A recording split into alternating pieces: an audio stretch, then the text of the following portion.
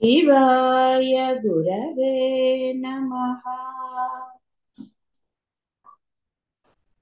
शिवाय गुरवे नमः। शिवाय गुरवे नमः। शिवाय गुरवे नमः। शिवाय गुरवे नमः। शिवाय गुरवे नमः। शिवाय गुरवे नमः। వ్యవసాయము, గో సంరక్షణము, వర్తకము వైశ్యునకు స్వభావజనితములగు కర్మలు. అలాగే సేవారూపమైన కర్మము శూద్రునకు స్వభావ సిద్ధంగా ఉంది. అంటే పరమాత్మ యొక్క ఆ సృష్టి చేసినప్పుడు ఆయన ఆ విధంగా పెట్టారు. కాబట్టి ఇక్కడ కర్మానుసారం కులము తప్ప వాడు పుట్టిన దాని ప్రకారంగా ఆయన నిర్ణయించలేదు. కాబట్టి ఇలా వ్యవసాయం కానివ్వండి, వర్తకము ఇలాంటివన్నీ ఎవరైతే చేస్తారో, లావాదేవీలు అనుకుందాం పోని, ఆ వ్యవహారాలన్నీ చేసేవాడు వైశ్య. ఓపికగా అది మనుషులుగా దేశానిగా ఎవరికైనా సరే ఆ సేవాభావం శూద్రునకు ఉంటుంది. వారి వారి స్వాభావిక కర్మలను చక్కగా ఆచరించటం వలన జనులు జ్ఞానయోగ్యతారూప సిద్ధిని పొందచ్చు. డౌట్ లేకుండా పొందుతారు, అంటే జ్ఞానాన్ని పొందుతారు. అందుకే మీకు చెప్పింది కూడా స్వాభావిక కర్మలను, మీ యొక్క ధర్మాన్ని. మీది ఏ కులము అని కాదు, మీరు ఎక్కడున్నారు, మీ యొక్క ఆ గృహానికి సంబంధించిన మీ యొక్క విద్యుక్త ధర్మాలు విధించబడినవి.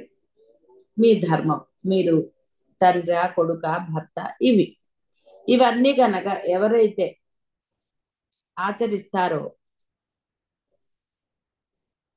వారు తప్పకుండా ఈ జ్ఞానయోగ్యతారూప సిద్ధిని పొందుతారు.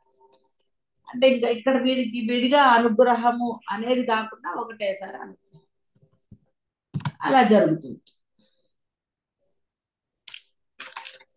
ఇప్పుడు మీరు సాధకులు కాబట్టి మీ యొక్క స్వాభావికమైన కర్మ అనేది సాధన చేయటం. ఎప్పుడైతే మీరు ఆ సాధన చేస్తారో అప్పుడు మాత్రమే మీరు ఆ యొక్క యోగ్యత, మోక్షాన్ని పొందే యోగ్యత, బ్రహ్మముగా స్థిరపడే యోగ్యత మీకు లభిస్తుంది. కాబట్టి స్వాభావికమైన కర్మలు అంటే అందరికీ ఒకే రకంగా ఉండవు. సాధకులందరికీ ఒకే రకం, అంటే వాడి లక్ష్యాన్ని బట్టి. ఇప్పుడు మీ కర్మ తెలిసిన తర్వాత అదే ఆచరించాలి తప్ప వేరే దానికి వెళ్ళకూడదు. పరధర్మో భయావహ అని ఆ పరమాత్మే చెప్పారు. కాబట్టి ఆ యొక్క ఇప్పుడు మీ యొక్క కర్మ ఏదైతే మీకు స్వాభావికముగా, అంటే ఇక్కడ స్వభావము అంటే అర్థము మీ భావనకి మీరు భావించారు ఆ పరమేశ్వరుణ్ణే పొందాలి, పరమాత్మని. పరమేశ్వరుడు అంటే మళ్ళీ వేరే కాదు, ఆ పరబ్రహ్మమే. కాబట్టి ఆయనని పొందాలని మీరు భావన, స్వాభావికం, ఆ భావన, ఆ లక్ష్యం మీరు అనుకున్నారు. అది పొందాలి అంటే దానికి తగ్గ కర్మ ఉండాలి.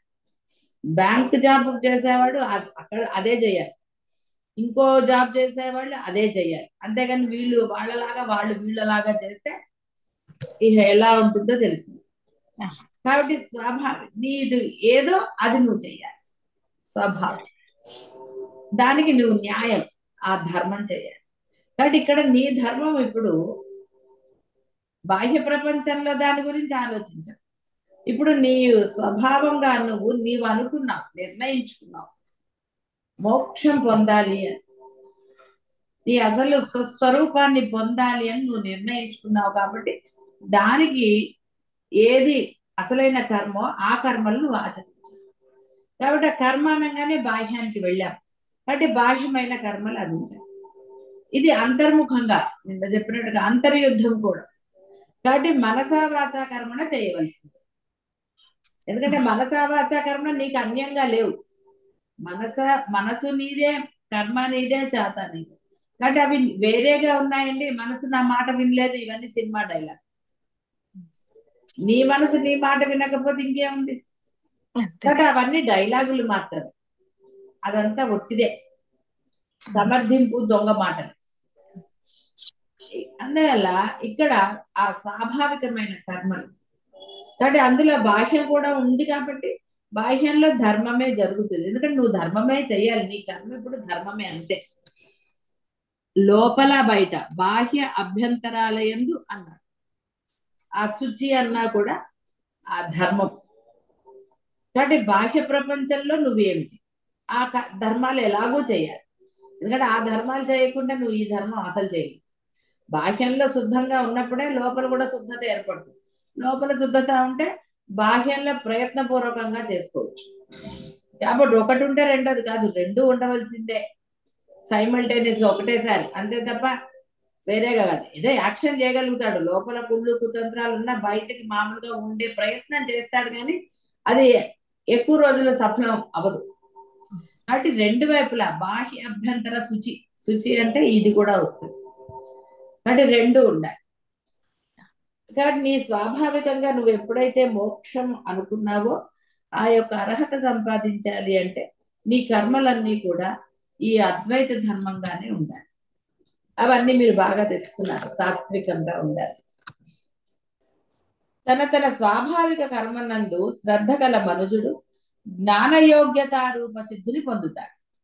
స్వకీయ కర్మ ఎందు ఆసక్తి కలవడు జ్ఞానయోగ్యతారూప సిద్ధిని ఎలా పొందుతాడో నేను చెప్తాను అంటున్నాడు పరమాత్మ. వారి వారి స్వాభావిక కర్మలను ఈశ్వరార్పితముగా నిష్కామంగా చేయటం వలన మనుజుడు జ్ఞానయోగ్యతారూప సిద్ధిని పొందుతాడు. అదే అద్వైతం. అద్వైతంలో నిష్కామ కర్మే చెప్పబడింది. అన్ని ఈశ్వరార్పణ అంటే అన్ని పరమాత్మవే.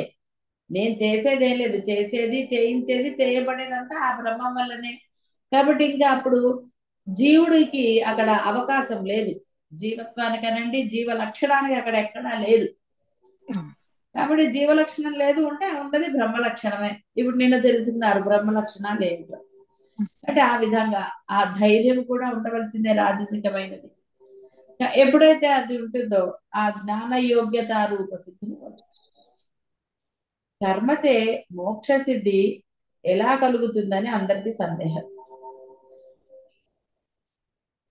కర్మను నిష్కామముగా ఆచరించడం వలన చిత్తశుద్ధి కలుగుతుంది. దానిచే జ్ఞానము స్థిరంగా ఉంటుంది. అప్పుడు మనిషి మోక్ష సిద్ధిని పొందుతాడు. ఇక ప్రతిదానికి ఆలోచనలు, ప్రతిదానికి ఇది మంచి చెడ్డ చేయనా వద్దా, ఇలాంటి ఆలోచనలు వాడిని ఎప్పటికీ సిద్ధి పొందని. ఎందుకంటే వాడు అందులోనే కొట్టుకుంటూ ఉంటాడు. వాడికి తెలీదు ఏం చెయ్యాలి అని. ఎందుకంటే వాడు బాహ్యంలో ఉన్నాడు. ధర్మం అని ఆలోచించట్లేదు. వాడు చేస్తే నాకు లాభమా, చెయ్యకపోతే నష్టమా, ఏమిటి చెయ్యాలని ఆలోచిస్తుంది. లాభ నష్టాలు ఆలోచించేవాడు ధర్మం చేయలేడు. కాబట్టి నిష్కామమైన కర్మ రాదు. వాడు నిష్కామంగా కర్మ చేస్తున్నాడు అంటే వాడు అసలు దేని గురించి ఆలోచించుతుంది. ఇది ధర్మం చేసేటమే వాడు. అదే చెప్పింది. అందుకనే స్వాభావికమైన ఆ యొక్క అద్వైతాన్ని కనుక ఎవరైతే ఆచరణలో పెడతారో అది ధర్మమే అవుతుంది. అద్వైతం ఎప్పుడు ధర్మమే అవుతుంది తప్ప అధర్మం అవ్వదు. కాబట్టి ఎప్పుడు కూడా మీరు మీ గత జన్మలో, గత పాపాలో, గడిచిపోయిన కాలమో, మీరు భూతకాలం గురించి లేస మాత్రం కూడా మీరు ఆలోచన చెయ్యవద్దు. జరిగిపోయింది, గతం గత అంతే. ఇప్పుడు నువ్వు ఎలా ఉన్నావు, ఇప్పుడు నీ స్వభావం ఏంటి, నీ ఆచరణ ఎలా ఉంది, నీ మాట ఎలా ఉంది, మనస్సు ఎలా ఉంది, ఇది నీకు నువ్వు చూసుకోవాల్సింది. పక్కవాడు వెనకవాడో ఎవ్వరూ చెప్పవలసిన ఆవశ్యకత లేదు. ఎందుకంటే నీ కూడా స్వభావాన్ని అద్వైతం అంటున్నావు. నేను మోక్షాన్ని పొందాలి, నేను ఇప్పుడే పొందాలి, పోయాక కాదురా, నేను బతికున్నప్పుడే నేను ఇలా ఉండాలి, పరమానందంగా ఉండాలి, నాకు ఎవరి యందు ఎటువంటి ఇది కాదు, నేను బ్రహ్మము అవ్వాలి. అహం బ్రహ్మాస్మి స్థితి, జీవ బ్రహ్మైక్యం. కాబట్టి నేను నిర్భయంగా నేను నిర్భయంగా అంటే ధైర్యంగా ఏమాత్రం భయం లేకుండా నా మాట మనసు చేత నేను అద్వైతాన్ని ఆచరణ పెడతాను అన్న నిర్భయత్వం నీలో కలిగిన నాడు అదే దృఢ సంకల్పం అనంటే మీకు ఆ యోగ్యత సిద్ధిస్తుంది. ఎందుకంటే మీ యొక్క ఆచరణలో కానీ మాటల్లో కానీ మనసులో కానీ ఆ నిర్భయత్వం లేనప్పుడు, ఆ సంకల్పం లేనప్పుడు అన్ని కష్టాలే. మనసు సరిగ్గా ఉండదు, మాట సరిగ్గా ఉండదు, ఇది అంటే మళ్ళీ జీవలక్షణం. కాబట్టి మీకు ధైర్యం ఆ నిర్భయత్వం ఉండి తీరాలి. మాటలో కూడా ఉండాలి, ఎదిరించమని కాదు ఇక్కడ అర్థం. ఆ నిర్భయత్వం అంటే ఇదే ధర్మము, ఇది నేను ఆచరణ పెడతాను. ఎప్పుడైతే నిజమైన ధర్మంతో కూడిన నిర్భయత్వం ఉంటుందో మాట పెళుసు రాదు. మాట చాలా అంటే ఇక్కడ సందర్భానికి తగ్గట్టుగా వస్తుంది. అది గుర్తుపెట్టు. ఎక్కడ కటువుగా మాట్లాడాలి, ఎక్కడ సున్నితంగా మాట్లాడాలి, ఎక్కడ మౌనంగా ఉండాలి, ఇవన్నీ కూడా మీకు ఆ ధర్మపరమైన నిర్భయత్వం వల్ల కలిగి తీరుతుంది. ఎందుకంటే ఆ నిర్భయత్వంలో ఆ ధర్మంలోనే పరబ్రహ్మం ఉన్నాడు. పరబ్రహ్మం ఎప్పుడూ కూడా మిమ్మల్ని కిందకి తీసుకువెళ్ళాడు. మిమ్మల్ని ఎక్కడైనా సరే మీరు అవమానం పొందిన మీ యొక్క ఆ ఉన్నత స్థానం స్థిరంగానే ఉంటుంది. అవతలి వాడు మిమ్మల్ని అవమానించాడంటే వాడు దిగజారిపోయాడని అర్థం.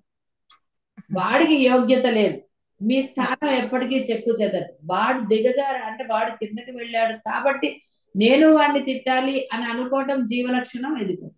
కాబట్టి మీరు ఎప్పుడు ఉన్నతంగా ఉండాలి అంటే మీరు పరబ్రహ్మం దగ్గరే ఉండాలి. ఆయన ఎప్పుడు మిమ్మల్ని ఉన్నత స్థానంలోనే ఉంచుతారు. ఇక్కడ అన్నవాడు మారతాడా లేడా మీకు అనవసరమైన విషయం. వాడి యొక్క జన్మ సంస్కారం ఇంకో అది వాడికి సంబంధించి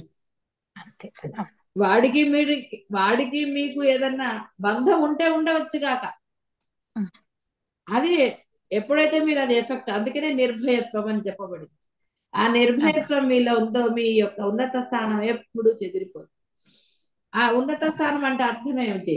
మీ యొక్క అద్వైత భావనలు మామూలు స్థితికి రావు. మీరు ఆ నిర్భయత్వంతో అలాగే ఉంటారు. వాడు అవమానం, ఆ అవమానం అప్పుడు మీరు మౌనంగా ఉండవలసి రావచ్చు, ఉంటారు.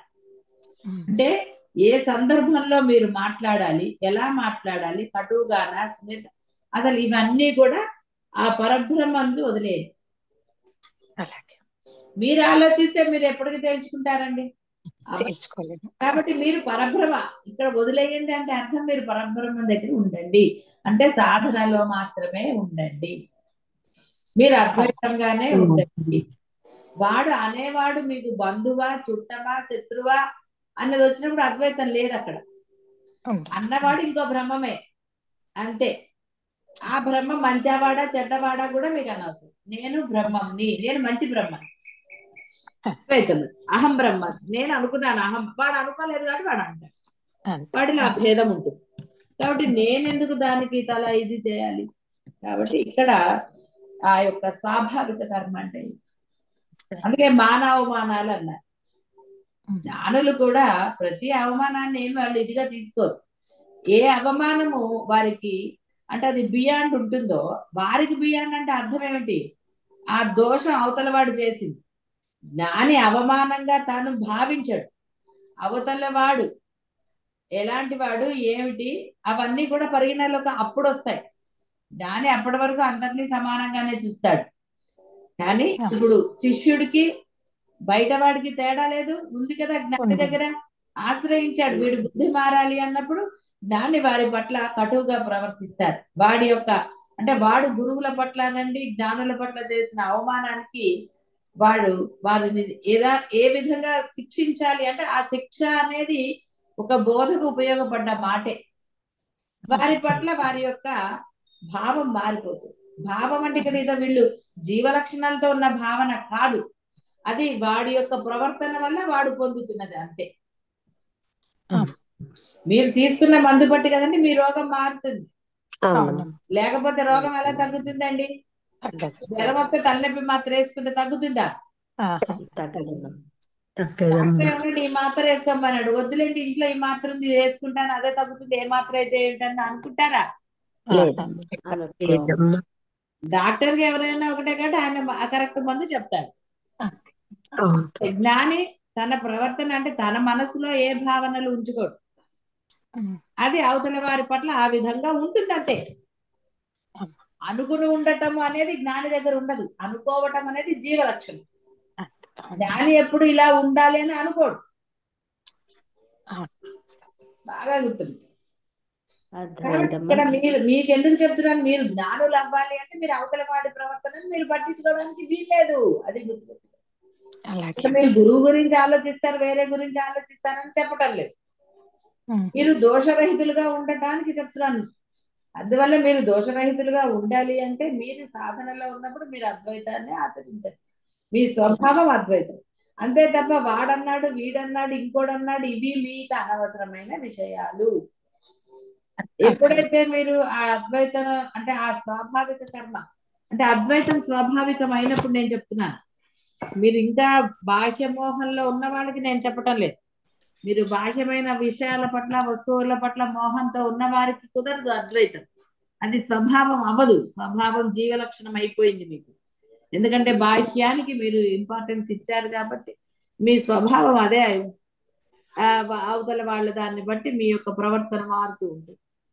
కాబట్టి ఇక్కడ నేను చెప్పినది అద్వైతమే స్వాభావికమైన వారి గురించి.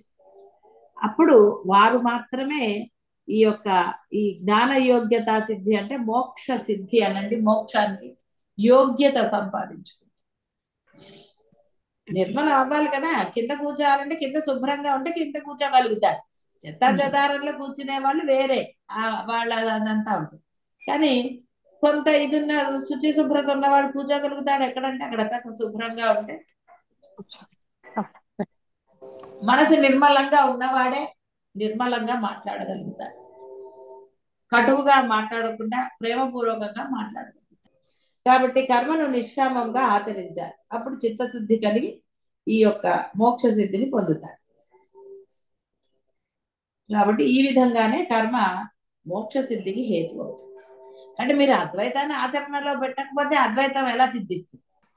పొరపాటు కూడా మీరు అద్వైతాన్ని కోరుకుంటూ ఇక్కడ అన్ని రకాల పనులు చేసేస్తానంటే ఎలా కుదురుతుందండి? మీరు అన్నం వండాలి, ఏదో బిర్యానీ చేయాలి అంటే దానికి తగ్గట్టే చేయాలి, కానీ కనపడినవన్నీ వేసేస్తే మసాలా చాయ్లో ఏవేయాలి అవే వేయాలి. దొరికింది కదా అని అక్కడికి ఎదురుకుండా సీసాలో అవన్నీ వేస్తే అది మసాలా చాయ్ అవుతుందా? ఏమవుతుంది? ఎంత మోతాదులో వేయాలి అంత మోతాదు వేస్తే అది కరెక్ట్. అంతేగాని ఏదో ఒకటి చేసేద్దా అంటే అవుతుందా? కాబట్టి ఇక్కడ నిష్కామంగా అంటే ఈ యొక్క కర్మ అనేది అద్వైతం అయినప్పుడు మాత్రమే మీరు అద్వైతులు అవుతారు. మీ కర్మ అద్వైతం కానప్పుడు మీరు అద్వైతులు ఎవరు ఎలా అవుతారండి? బుద్ధి అనుసారండి కర్మ. బుద్ధి అద్వైతంలో ఉన్నప్పుడే కర్మ అద్వైతం. బుద్ధి వేరేగా ఉంటే కర్మ ఎలా అవుతుందండి? అందువలన కర్మ మోక్ష సిద్ధి అంటే ఆ విధంగా మీ యొక్క కర్మ ఎటుంటుందో మీ యొక్క ఇది కూడా అలా జరుగుతుంది. కర్మయోగం అందరి ఈ గొప్ప రహస్యాన్ని పరమాత్మ చాలా స్పష్టంగా చెప్పారు.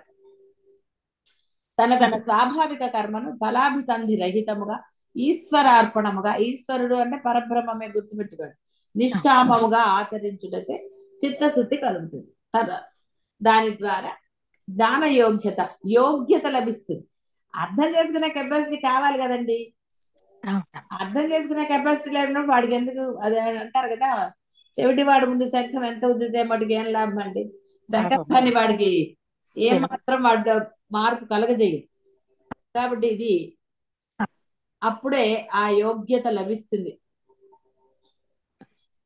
కాబట్టి వాడు ఆ విధంగానే ఉండాలి తప్ప ఏం పర్వాలేదండి ఇది చేస్తాను అది పొందుతానంటే వాడే పరబ్రహ్మంగా. పరబ్రహ్మ కాబట్టి సృష్టి చేయగలడు, దానికి అంటుకోకుండా కూడా ఉండగలుగుతున్నాడు. ఇన్ని అంటే చెడ్డ వాళ్ళని పుట్టించాడు, మంచి వాళ్ళని, అన్ని రకాల వాళ్ళని పుట్టించాడు, అన్ని చేశాడు. కానీ ఆయన ఏమాత్రం ఇది లేకుండా అద్వైతుడుగానే ఉన్నాడు, సాక్షిగా ఉన్నాడు. మరి మీరు సాక్షిగా ఉండగలుగుతున్నారా? సాక్షిగా ఉండగలిగేవాడే స్థిరముగా సర్వకాల సర్వ అవస్థల యందు. ఇక్కడ సాక్షి అంటే కేవలం అన్ని పరిస్థితులలో నోరు మూసుకుని ఉన్నవాడని కాదు అర్థం. ఏ సందర్భంలో ఏ విధంగా ప్రవర్తించాలో ఆ విధంగా ప్రవర్తించేవాడు అని అర్థం. వాడే మోక్షి అంటే మోక్షం పొందినవాడు, వాడే అసలైన యోగ్యత. ఇక దాని గురించి మళ్ళీ విడిగా చెప్పక్కర్లేదు. అందువలన ఇక్కడ ఆ కర్మ చెప్పబడుతోంది. కర్మ ద్వారానే, కర్మ ఆచరించకపోతే ఎలా కుదురుతుందండి? లేచిన మొదలు ఏదో కర్మ చేయాలిగా, వాసన పీల్చాలి, తినాలి, ఎన్నున్నాయి. అందుకే అవును. తిండి విషయంలో కూడా పరబ్రహ్మం చెప్పాడు, ఇలా తినాలి అలా తినాలి అని చెప్పాడు. ఇష్టం వచ్చినట్టు తినకూడదు. సాధకుడు అనేవాడు అంటే చిత్తశుద్ధి కలగాలి అంటే వాడు మితమైన హితమైన ఆహారం భుజించాలన్నాడు. అందుకే అన్నిట్లోనే మితము హితము ఉండాలి. మాటల్లో చేతల్లో అన్నిట్లో కూడా ఎంత మాత్రమో అంత మాత్రం ఉన్నప్పుడే వాడికి ఆ యోగ్యత సిద్ధిస్తుంది.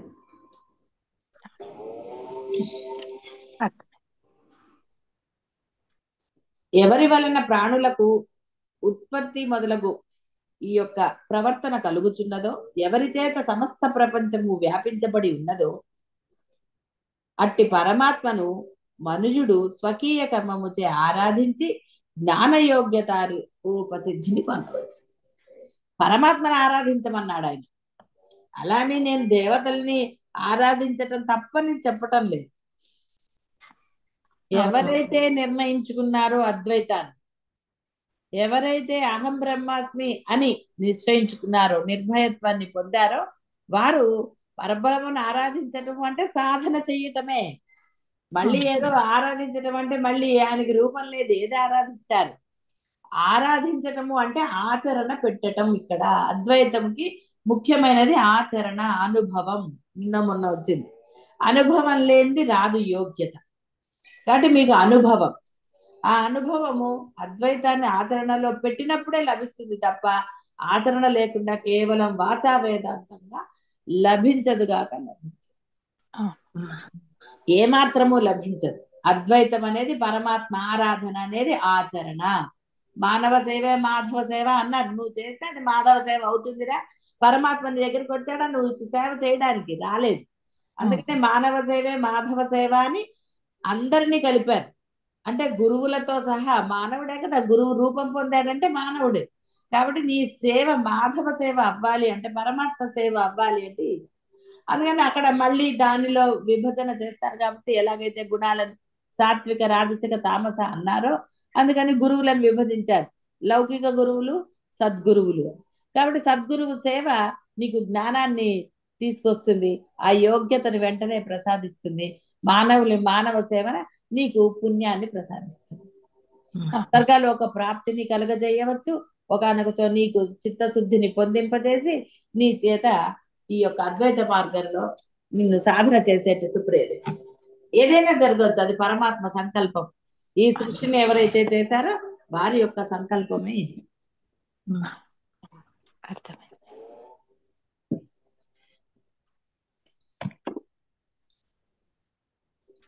ఎవరి నుండి సమస్త ప్రాణికోట్లకు ఉత్పత్తి మొదలగునవి కలుగుచున్నవో, సమస్త జీవులకు ఆధారభూతుడు ఆ పరమాత్మే అని స్పష్టంగా తెలుసుకోవాలి. జడమైన వస్తువు చైతన్యం యొక్క సహాయం లేనిదే ఏమీ చేయజాలదు. జడమగు ప్రకృతి చిద్రూప పరమాత్మ వలనే స్పందిస్తుంది. పరమాత్మ లేకపోతే మీరు కదలటం ఏంటి? ఎవరు కదలరు. స్తంభించిపోయింది అంటారు చూసారా, అలాగా. లేదా అసలు మీరు గాఢ నిద్ర లేచి గాఢ నిద్ర పోయినప్పుడు మళ్ళీ లేవటం అంటూ ఉంటుందా? అసలే లేదు. కాబట్టి మళ్ళీ లేస్తున్నారు, నేను నేను అంటున్నారు. మళ్ళీ లేవగానే మొదలవుతుంది ప్రపంచం. జడమగు ప్రకృతి చిద్రూపం వలననే స్పందిస్తుంది. జీవులు తమ సమస్తమునకు కారణభూతుడైన ఆ పరాత్పరుని ఎడల అపార భక్తి శ్రద్ధలు కలిగి వారిని ఆరాధిస్తూ పరమ శ్రేయస్సు పొందాలి. కాబట్టి అద్వైతం తెలిసిన వాళ్ళేమో ఈ విధంగా ఆచరణ చేయాలి, అద్వైతం తెలియని వాళ్ళు ఆ రూప ధ్యానం చేసుకుని ధరించాలి. కాబట్టి మీరు అద్వైతులా కాదా అనేది మీకే తెలుసు. ఇక్కడ ఏం బలవంతం ఏం లేదు. మీరు అద్వైతులుగానే ఉండాలని మిమ్మల్ని ఎవరు నిర్బంధించలేదు, మీ ఇష్టం అది. ఆయన అన్నాడు, ఒరే ఇదిరా తేడా చెప్పాడు. అద్వైతానికి బాహ్యానికి తేడా చెప్పాడు, స్వర్గానికి బ్రహ్మానికి తేడా చెప్పాడు. కాబట్టి అది తెలుసుకున్న జ్ఞాని అంటారా? అక్కడ జ్ఞాని అన్నది పూర్ణ జ్ఞానంతో పొందినవాడు. ఆ జ్ఞానం తెలిసిన వాడు అంటే సత్య అసత్యాలను గ్రహించిన వాడు నిజమైన అంటే ఆ చిత్తశుద్ధుడేనేమో బ్రహ్మాన్ని పట్టుకుంటాడు, లేనివాడు బంధాలనే పట్టుకుంటాడు. ఇంకా ఆ బంధంలోనే మోహము. ఏమంటే నాకు తెలిసిపోయిందండి. తెలిసిన తర్వాత కూడా నువ్వు ఈ బాహ్య ప్రపంచం ఎంతనండి అంటే ఏదైనా కోరుకున్నా సరే, ఇది కావాలి అది కావాలని కోరుకున్నా, ఎవరి ఎందైనా లేస మాత్రమైన ద్వేషం ఉన్నా, ఏ భావన ఉన్నా, నువ్వు అద్వైతువి కాలేవు, నీ మనసు నిర్మలం కాలేదు అని అర్థము. పరిశుభ్రంగా ఉందంటే అర్థం ఎక్కడ ఏమాత్రం ఒక చుక్క కూడా లేదు. ఒక తెల్ల పేపర్ తీసుకున్నారు, తెల్లగా ఉన్నప్పుడు దాని మీద ఆహా ఎంత నిర్మలంగా ఉంది అనిపిస్తుంది.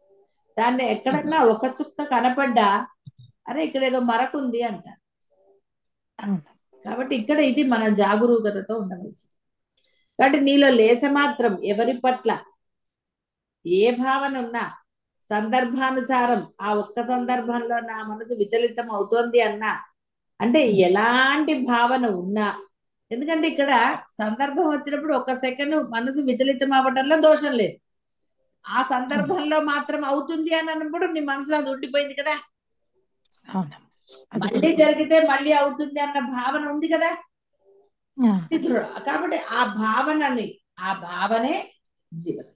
అది అద్వైతం అవ్వదు. లోపల ఏది లేదు. అవునండి, ఎవరో బాధపడ్డారు, ఒక సెకండ్ బాధపడటంలో దోషమే లేదు, బాధ వస్తుంది అంతే తప్ప ఏమండి మళ్ళీ అట్లా జరిగితే వస్తుందని అంటారా? లేదా, అలా పెట్టుకోకూడదు. ఎందుకు అసలు అది కూడా క్షణికంగా ఉండిపోవాలి తప్ప ఏమంటే ఇలా జరిగితే మటుకు నేను బాధపడి తీరుతానండి, నా వల్ల కాని పని అని మీరు భావన పెట్టుకున్నారు. ఎందుకు? అది మిమ్మల్ని ప్రశాంతంగా అంటే ఏమవుతుంది, అది దానికోసం ఎదురు చూస్తున్నట్టుగా ఉంటుంది. పరామర్శించడానికి వెళ్ళారనుకోండి, వాళ్ళకి ధైర్యవచనాలు చెప్పాలి. అయ్యో ఏమిటయ్యో ఎంత కష్టం వచ్చింది మీకు అని అంటారు. అనకూడదు. కొంతమంది అలా అంటారు, అయ్యో ఎంత కష్టం వచ్చింది మీకు, అయ్యయ్యో మీరు భగవంతుని ఏదేదో అన్ని నెగటివ్ మాటలు. ఎంత కష్టం వచ్చిందని ఎందుకు? ఏం పర్వాలేదండి, భగవంతుడు ఉన్నాడు, తప్పకుండా సహాయం చేస్తాడు, ఇదేం పెద్ద కష్టం కాదండి, మేమందరం మీకు ఉన్నాము అని చెప్తే అవతల వాడికి ధైర్యంగా ఉంటుంది. అంతే తప్ప అయ్యో ఎంత కష్టం వచ్చిందంటే తిరిగిపోతుంది. అందుకని పిల్లలకి కూడా దెబ్బలు తగిలినప్పుడు ఏదో అంతే కదా నాన్న, దెబ్బ తగులుతుంది దానికి ఏమిటిది, పర్వాలేదు దాని మంది రాసేస్తాను అంతే. అయ్యో పడ్డావా, నేను చెప్పానా అని మళ్ళీ వాడిని తిట్టకూడదు. ఇంకా మరి వాడికి ధైర్యం ఎప్పుడు వస్తుందండి? అంతకుముందు ఎప్పుడో కొంచెం మొదట మా ఇంట్లో ఒక పిల్లాడు అడ్డకుండేది. వాడు ఏదో ఆడుకుంటూ వాడికి ఏదో బాగా పెద్ద దెబ్బ తగిలింది.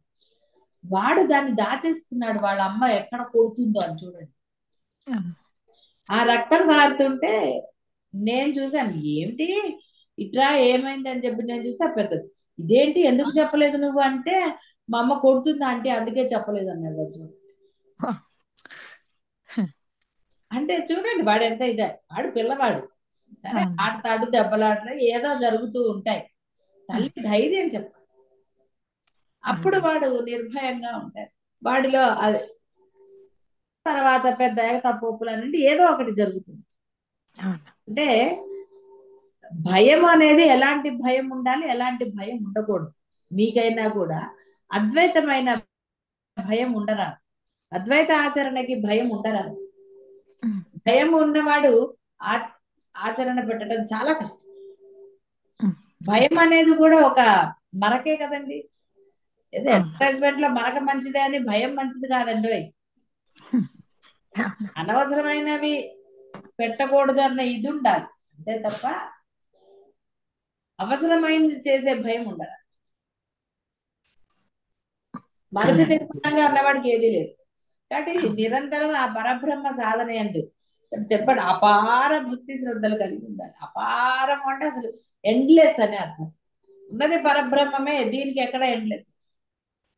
నువ్వు ఒక బంధాన్ని చూసినా, వస్తువు వైపు చూసి ఇది కావాలని కానీ ఇంకోటని కానీ అట్లా ఏది భావన చేసినా నీది అపారం లేదు నీకు పరబ్రహ్మం ఎందు. ఎందుకంటే నువ్వు దాన్ని పరిమితి చేసేసావు. వీళ్ళ తర్వాత నువ్వు అన్నావు, పరబ్రహ్మాన్ని పక్కన పెట్టేసినట్టు అవుతుంది. బంధం ఫస్ట్ అన్నావు, వస్తువులు ఫస్ట్ అన్నావు, నీకు ఇష్టమైనదనండి నీ భావనలు ఫస్ట్ అన్నావు. భావనలు ఉన్న దగ్గర పరమాత్మ ఎక్కడ కనపడతాడండి? ఉండడం ఉండడం ఏముండడు, సందేహం ఏం లేదు. నువ్వు ఉమ్, భావన తీసేస్తే అంతా ఆక్రమించి ఆయన ఉంటాడు. నువ్వు భావన ఒక్కటే ఉంచుకున్నానండి, ఇప్పుడు అన్నారు కదా, ఒక్కటే ఆ సిచ్యుయేషన్ ఒక్కటే చాలు, ఆ ఒక్క సిచ్యుయేషన్ అది బ్రహ్మాండం అవడానికి. చిన్న ఇన్సిడెంట్ మీద సినిమాలు తీయటం లేదండి, ఒక చిన్న విషయం పట్టుకుని దెబ్బలాడుకోవటం లేదు మీరు, అక్కడ విషయం ఏమీ లేదు, ఒక చిన్న దాని మీద దెబ్బలాడుకోరు ఎవరితో అయినా సరే, అక్కడ ఏమీ లేదు, ఏమీ లేని దానికి కూడా దెబ్బలాడుకోవటం లేదు.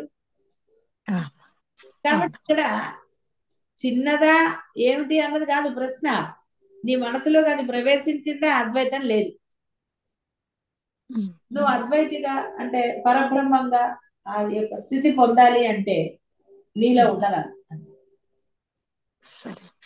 కాబట్టి అపార భక్తి శ్రద్ధలు కలగాలి, వారినే ఆరాధిస్తూ పరమ శ్రేయస్సుని అప్పుడు మాత్రమే పొందగలుగుతారు.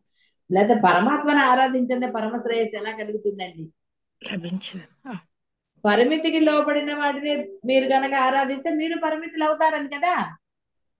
అయితే ఇక్కడ బాగా గుర్తుపెట్టుకోండి, మీరు అద్వైతులు అయినప్పుడే ఈ అపారమైనది అపరిమితమైనది. మీరు అద్వైతాన్ని ఆచరణలో పెట్టట్లేదు, మనసా వాచా కర్మణ మీరు ఆచరణ పెట్టనప్పుడు మీరు మళ్ళీ రూపాన్ని ఆరాధించవలసిందే, మళ్ళీ పూజలు, మళ్ళీ నోములు వ్రతాలు చేసుకోవాల్సిందే. బాగా గుర్తుపెట్టుకోండి. నాకు ఇక్కడ వస్తువులు ఇష్టమండి, అద్వైతం ఇష్టమండి అంటే కుదరదండి. చివరికి వచ్చింది కాబట్టి మరలా చెప్తున్నాను, చాలా జాగరూకత వహించండి. అందుకే నిర్భయత్వం నిర్భయత్వం అని ఇప్పుడు చాలా సార్లు చెప్పవలసి వస్తుంది. మీలో ఆ నిర్భయత్వం ఉండాలి. కేవలం నేను అద్వైతాన్ని ఆచరణలో పెట్టి తీరుతాను. ఎస్, ఇప్పుడు ఈ నగ మీరు కొనుక్కోవాలి అనుకుంటంలో దోషం లేదు. ఈ నగ అనుకుంటే మీ మీ స్తోమతను బట్టి మీ దీన్ని బట్టి మీరు కొనుక్కోవటంలో ధరించడంలో దోషం లేదు. కానీ దానికోసమైన విపరీత ప్రయత్నము, ఆర్గ్యుమెంట్స్ లేకపోతే ఇంకోటో చేయటం దోషం. అంతే. మీరు మామూలుగా పండగ పబ్బాలు అక్కర్లే, ఫంక్షన్లు అక్కర్లా, మీకు ఉన్నది మీరు కొనుక్కోవచ్చు, అందులో లేదు. ఇది మాత్రమే కావాలనుకుని పక్క వాళ్ళని ఇబ్బంది పెట్టి అలా చెయ్యటము, మాటలు అనటము, మీ ఆచరణ అద్వైతంగా ఉందా లేదా అంతే. బాగా గుర్తుపెట్టు. అంతే తప్ప బాహ్య ప్రపంచంలో ఇంకా మీకు ఆ యొక్క భేదభావం బాగా గుర్తుపెట్టుకోండి. దైనందిన జీవితంలో ఎందుకన్నారు అంటే మీ యొక్క ఇంట్లో ఉండే వారి పట్ల మీలో లేస మాత్రమైన ఏ భావన ఉన్నా సరే, అది ప్రేమ కావచ్చు, ద్వేషం కావచ్చు, ఏ భావన ఉన్నా సరే మీరు అద్వైతులు కాదు, ఉండరాదు. ఎస్, మనవడంటే ప్రేమ లేదా అంటే వేరే వాళ్ళ మనవడి పట్ల కూడా అదే విధంగా ఉన్నానా లేదా సరి చూసుకో. మీ మనవడికి మనవరాళ్ళకి మీరు పెట్టుకోవటంలో దోషం లేదు, మీ పిల్లలకి పెట్టుకోవటంలోనూ దోషం లేదు. కానీ మీ పిల్లలు ఇంకోళ్ళు ఉన్నప్పుడు భేదం మీ లోపల కలుగుతోందా వీళ్ళు పరాయి వాళ్ళు అనేది, ఇది మీకు అనుభవమే. ఇప్పుడు నేను చెప్తున్నప్పుడు కన్ఫ్యూజన్ మీరేమీ అవ్వక్కర్లేదు, కన్ఫ్యూజ్ అవ్వక్కర్లేదు. భేదం వస్తోందా ఇక్కడ? మీరు మీ పిల్లకి లక్ష్యం ఇచ్చారు కానీ వీళ్ళకి కూడా లక్ష్యం ఇమ్మని నేను చెప్పటం లేదు. సమానంగా బయట వాళ్ళకి ఆస్తులు పంపించమని చెప్పటం లేదు. వ్యవహారంలో తేడా ఉందా చూసుకోండి.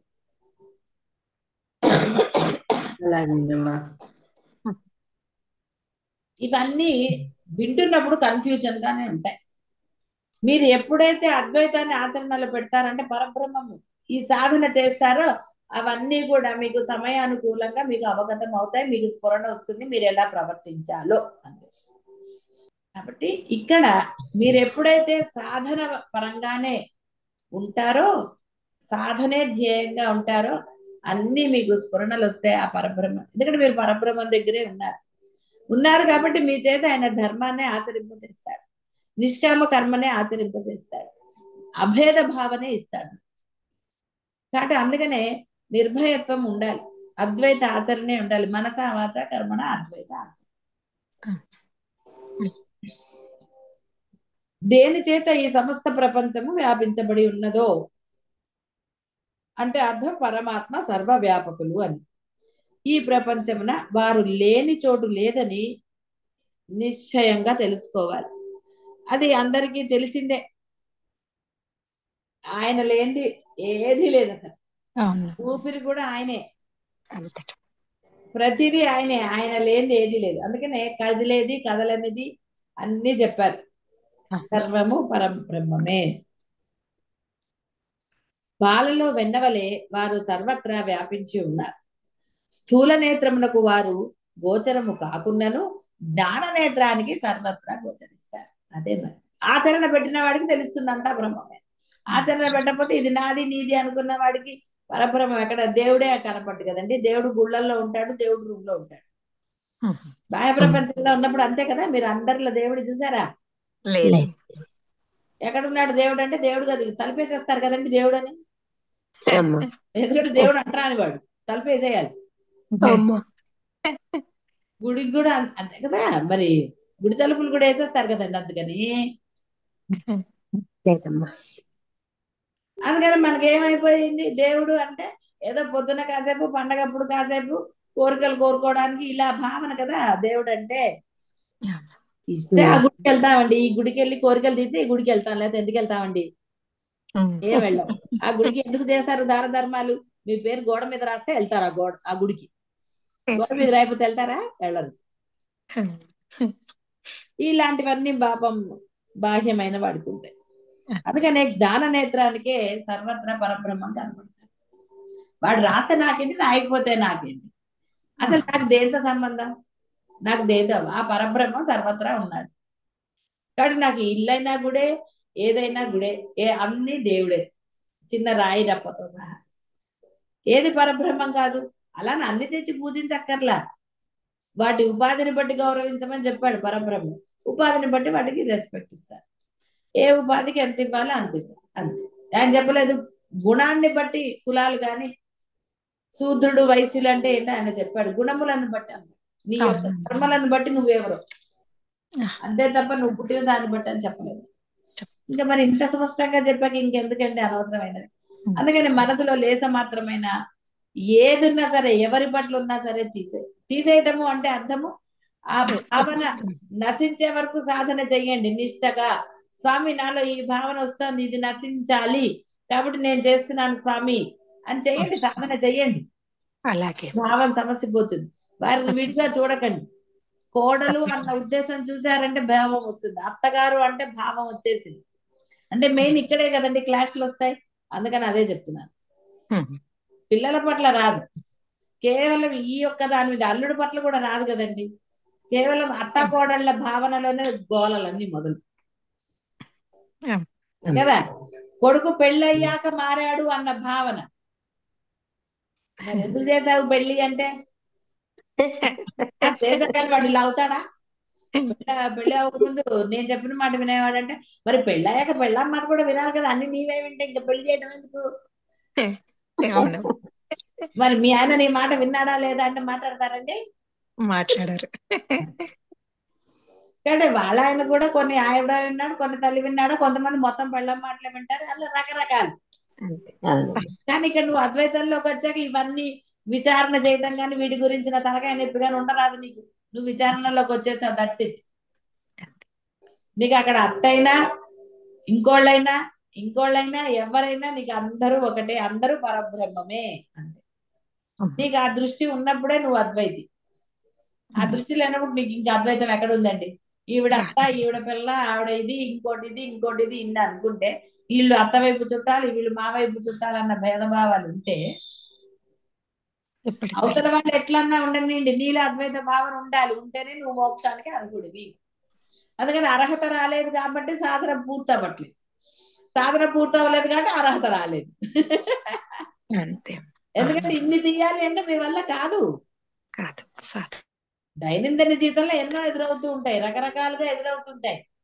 కాబట్టి అవన్నీ ఎక్కడ తీస్తూ కూర్చుంటారు?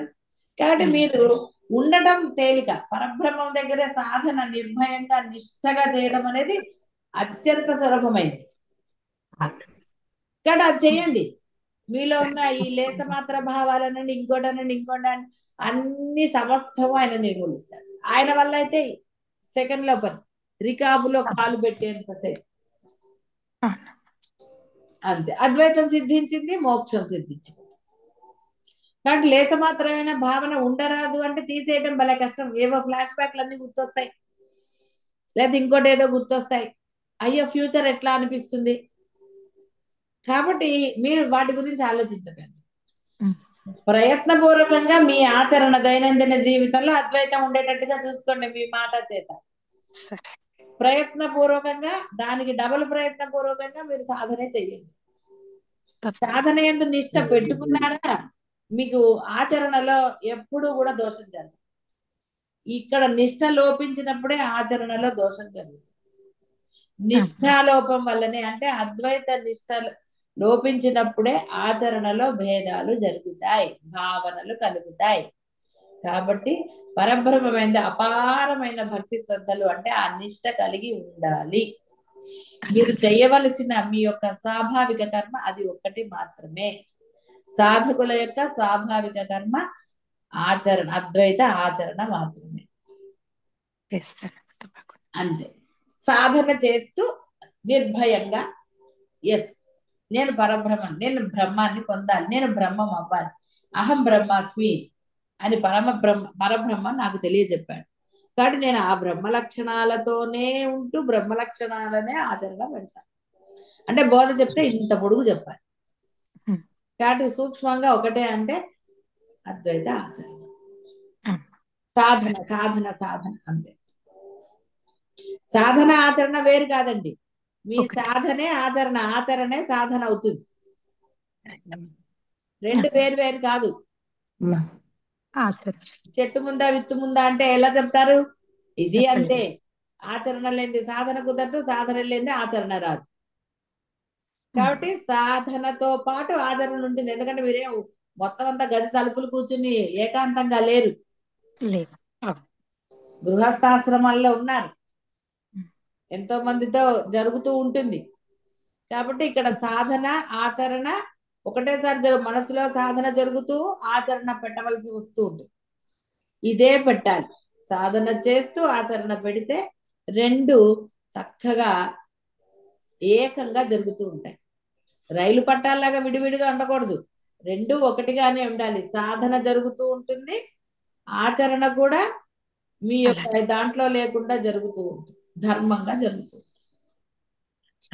దాని యందు ప్రత్యేక శ్రద్ధ, అపారమైన భక్తి శ్రద్ధలు ఇవన్నీ ఉన్నాయి. కాబట్టి జ్ఞాన నేత్రానికి మాత్రమే ఆ పరబ్రహ్మము గోచరిస్తాడు. ఈ ప్రకారముగా అణువు అణువునందును పరమాత్మ వ్యాపించి ఉండుటచే సర్వసాక్షి సమస్తమును పరికించుచుండుటచే జీవులు అతని సాన్నిధ్యాన్ని సర్వత్రా అనుభూతమునర్చుకొనవచ్చును. నువ్వు నేను అన్నావు కాబట్టి జీవుడు అనేవాడు పరబ్రహ్మం ఈ బోధ అంతా పెట్టాడు. అసలు ఎవడు నేను అనకపోతే పాప ఆయన ఎందుకు పెడతాడండి? ఇది అందరికీ తెలుసా? భగవద్గీత ఎంతో మంది చదువుతారు, ఎంతో మంది ప్రవచనాలు ఇస్తారు, ఎంతో మంది. కానీ ఆత్మ అనాత్మ వివరించి ఎవరు చెప్పగలుగుతాడు? ఆత్మగా ఉండేవాడైతే దాని భావం చెప్పాలి. లేకపోతే ఇలా అన్నాడు అలా అన్నాడు అంటే వేరే ప్రవచనాలు విన్న వాళ్ళకి తెలుస్తున్నారు. కానీ అందరికి నేను అన్న జీవలక్షణమే ఉంటుంది. ఇప్పుడు మీరు అద్వైతంగా చెప్తే వాడు మిమ్మల్ని పిచ్చివాళ్ళని చూసినట్టే చూస్తాడు. అందుకే అవధూతలు పిచ్చివాళ్ళుగానే ఉంటారు, జ్ఞానులని పిచ్చివాళ్ళుగానే ఉంటారు. వీళ్ళ శుభ్రంగానే ఉన్నారండి, అన్ని వేసుకుంటారు, పట్టు చీరలు కడతారు, అన్ని చేస్తారు, అన్ని తింటారు, ఏమిటో మరి ఇదన్నీ చెప్తారు అంటారు. వాళ్ళకి తెలియదు జ్ఞాని లక్షణాలు, అందుకే చెప్పబడ్డాయి. లేదా జ్ఞాని లక్షణాలు మీ అందరికి ఎందుకు? మీకు అందరికి జ్ఞాని లక్షణాలు చెప్పబడవు. జీవులు అతని సాన్నిధ్యాన్ని సర్వత్రా అనుభూతం అనర్చుకొనుచు పాపకృత్యములెవియు చేయక భక్తి భావ సమన్వితులై ఉండాలి. చూసారా, ఎక్కడికి పోదండి, అవే వస్తాయి. పాపం చేయకూడదు. కానీ మీ భావన పాపమే, మీ ఆచరణ పాపం అయినప్పుడే గురువు అలాంటివి పదే పదే చెప్తారు. సరదాగా ఎందుకు చెప్తారంటే మీరు పాపం ఫీల్ అవ్వకుండా ఉంటారు, అలా దాని నుంచి బయటికి వస్తారు. సరే, ఆ సరదాగా చెప్పడం వల్ల గ్రాంటెడ్ చేసుకుని అనవసరంగా లేనిపోనివి తెచ్చుకున్నారు నెత్తి మీద. గురువు కరుణంగా ఉంటారు కాబట్టి దాన్ని అర్థం చేసుకున్న వాడికి అది. అందుకనే గురువుతో మాట్లాడేటప్పుడు జాగరూకతతో ఉండాలి. మీ ఫ్రెండ్స్ తోటో ఎవరితోటో మాట్లాడినట్టు ఉండకూడదు. ఆ యొక్క ఆ గౌరవ భావం అనేది. ఎందుకు తల్లితో పోల్చారు అంటే పూర్వకాలము తల్లిదండ్రులతో ఇష్టం వచ్చినట్టు మాట్లాడేవాళ్ళు కాదు. భక్తి భావము, ఆ గౌరవం ఉండేది.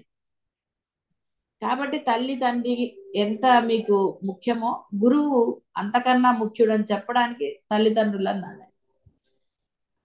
అంటే వాళ్ళు అంత తల్లి తండ్రి మీకు మీ యొక్క లక్షణాలని ఎంత నిర్భయంగా మీకు తప్పువి చెప్తారో గురువు కూడా అలా చెప్పి మిమ్మల్ని తీర్చిదిద్దుతారు. అందుకని ఆస్థానంతో పోల్చారు తప్ప ఫ్రెండ్ అనలేదు. ఎక్కడ సకుడు అన్నాడు? నీకు నచ్చ చెప్పే విషయంలో మీతో సరదాగా ఉన్నప్పుడు సకుడుగా ప్రవర్తిస్తాడు అవసరమైన. కానీ మీ లక్షణం ఎలా ఉండాలి గురువుతో అనేది అలా చెప్పారు. కాబట్టి ఇక్కడ గురువు లక్షణాలు ఏమిటి అనేది మీకు అనవసరం. మీరు ప్రవర్తన నిర్భయంగా అద్వైతంగా ఉన్నప్పుడు మాత్రమే మీరు అది పొందుతారు. ఆ సరెండర్నెస్ వస్తుంది. అప్పుడు సర్వత్రా ఉన్న పరబ్రహ్మని గురువులో చూడగలుగుతారు. గురువులో చూసినప్పుడే మీలో చిత్తశుద్ధి కూడా ఏర్పడుతుంది. కాబట్టి ఇవన్నీ కూడా ఒకదానికొకటి లింకు. కామక్రోధ లోభమోహాలు అనేవి లింక్ ఎలాగో ఇవన్నీ మంచి లక్షణాలు కూడా అంతే. ఒక మంచి లక్షణం వస్తే అన్ని వస్తాయని చెప్పలేదు అలా. అందుకని సాధకులందరూ కూడా నిర్భయంగా అద్వైత ఆచరణ పెట్టండి. ఆ అద్వైత ఆచరణే మిమ్మల్ని పరమోన్నత స్థానమైన ఆ మోక్షానికి తీసుకువెళ్తుంది. శుభం భూయాత్. శివాయ గురవే నమః. శివాయ గురవే నమః. శివాయ గురవే నమః. శివాయ గురవే నమః. శివాయ గురవే నమః. శివాయ గురవే నమః. శివాయ గురవే నమః. శివాయ గురవే నమః.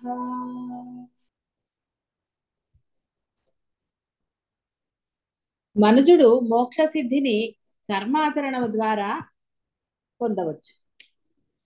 నీవు నీ కర్మ చేసుకొనుచు దైవాన్ని ఆరాధిస్తూ ఉండు, స్మరించు. ఈశ్వరార్పణముగా నీ కర్మలు ఆచరించు. అనగా నీ కర్మల ద్వారా పరమాత్మనే ధ్యానించాలి. అప్పుడు నీవు జ్ఞానసిద్ధిని తద్వారా మోక్షాన్ని పొందగలుగుతావు. అంటే నిష్కామ కర్మ, నేను చేస్తున్నాను అన్న భావన ఉండరాదు. నేను అనేది ఉండరాదు. నువ్వు చెయ్యి, నీ ధర్మం ఏమిటో చెయ్యి. ధర్మమే ఉండాలి ఇక్కడ. నీ కర్మములు అంటే నీకు విధించబడినవి. ఆ ధర్మాలు నువ్వు చెయ్యాలి. ఎటువంటి రిటర్న్ ఆశించకుండా నీ పని చేయటం అంతే. అక్కడ వరకు నువ్వు చెయ్యి. తర్వాత అది నీకు అనవసరం. దైవస్మరణ చేస్తూ ఎప్పుడైతే నువ్వు ఆ కర్మలు ఆచరిస్తావో అప్పుడు సహజంగా నీకు నిష్కామ బుద్ధి అలవడుతుంది. అదే చిత్తశుద్ధిని కలగజేస్తుంది. ఎప్పుడైతే చిత్తం శుద్ధమైందో మనసావాచ కర్మణ నీవు ఆ బ్రహ్మ లక్షణాలతోటి ఉండగలుగుతావు. అంటే అద్వైతంలోనే ఉండగలుగుతావు. మనసావాచ కర్మణ ఎటువంటి అధర్మమైనవి కానీ లేక ఒకరిని బాధించేవి కానీ నువ్వు చేయకుండా ఉంటావు. కాబట్టి సర్వకాల సర్వ అవస్థలందు కూడా ఆ యొక్క దైవాన్ని స్మరిస్తూ ఉండాలి. అప్పుడు మాత్రమే నీ చిత్తము శుద్ధి అవుతుంది. నీ కార్యములన్నీ కర్మలన్నీ భగవద్ అర్పితములు అవుతాయి. అందుకనే మంచినీళ్ళు తాగుతున్నా, వంట చేస్తున్నా, అసలు ప్రయాణం చేస్తున్నా, ఏదైనా సరే ఆ సర్వకాల సర్వావస్థల ఎందు కనుక నీవు ఈ సాధనా మార్గంలోనే అంటే పరమాత్మ సన్నిధిలోనే. పరమాత్మ సన్నిధి అంటే ఒక విగ్రహం పట్టుకుని కూర్చోటం కాదు. పరమాత్మ సన్నిధి అంటే అర్థము ఆ నామస్మరణ. పరమాత్మ యొక్క ఒక నామాన్ని నువ్వు నిరంతరం జపం చేయటం. ఎందువలన? నువ్వు గనక ఆ జపం అనేది ఆ మనసుతో చేయకపోతే మనసు అనవసరమైనవన్నీ ఆలోచిస్తుంది, నానా చెత్త పెట్టుకుంటుంది. ఎప్పుడెప్పుడు విషయాలు అంటుంది, ఇంకోటి ఏదో అంటుంది.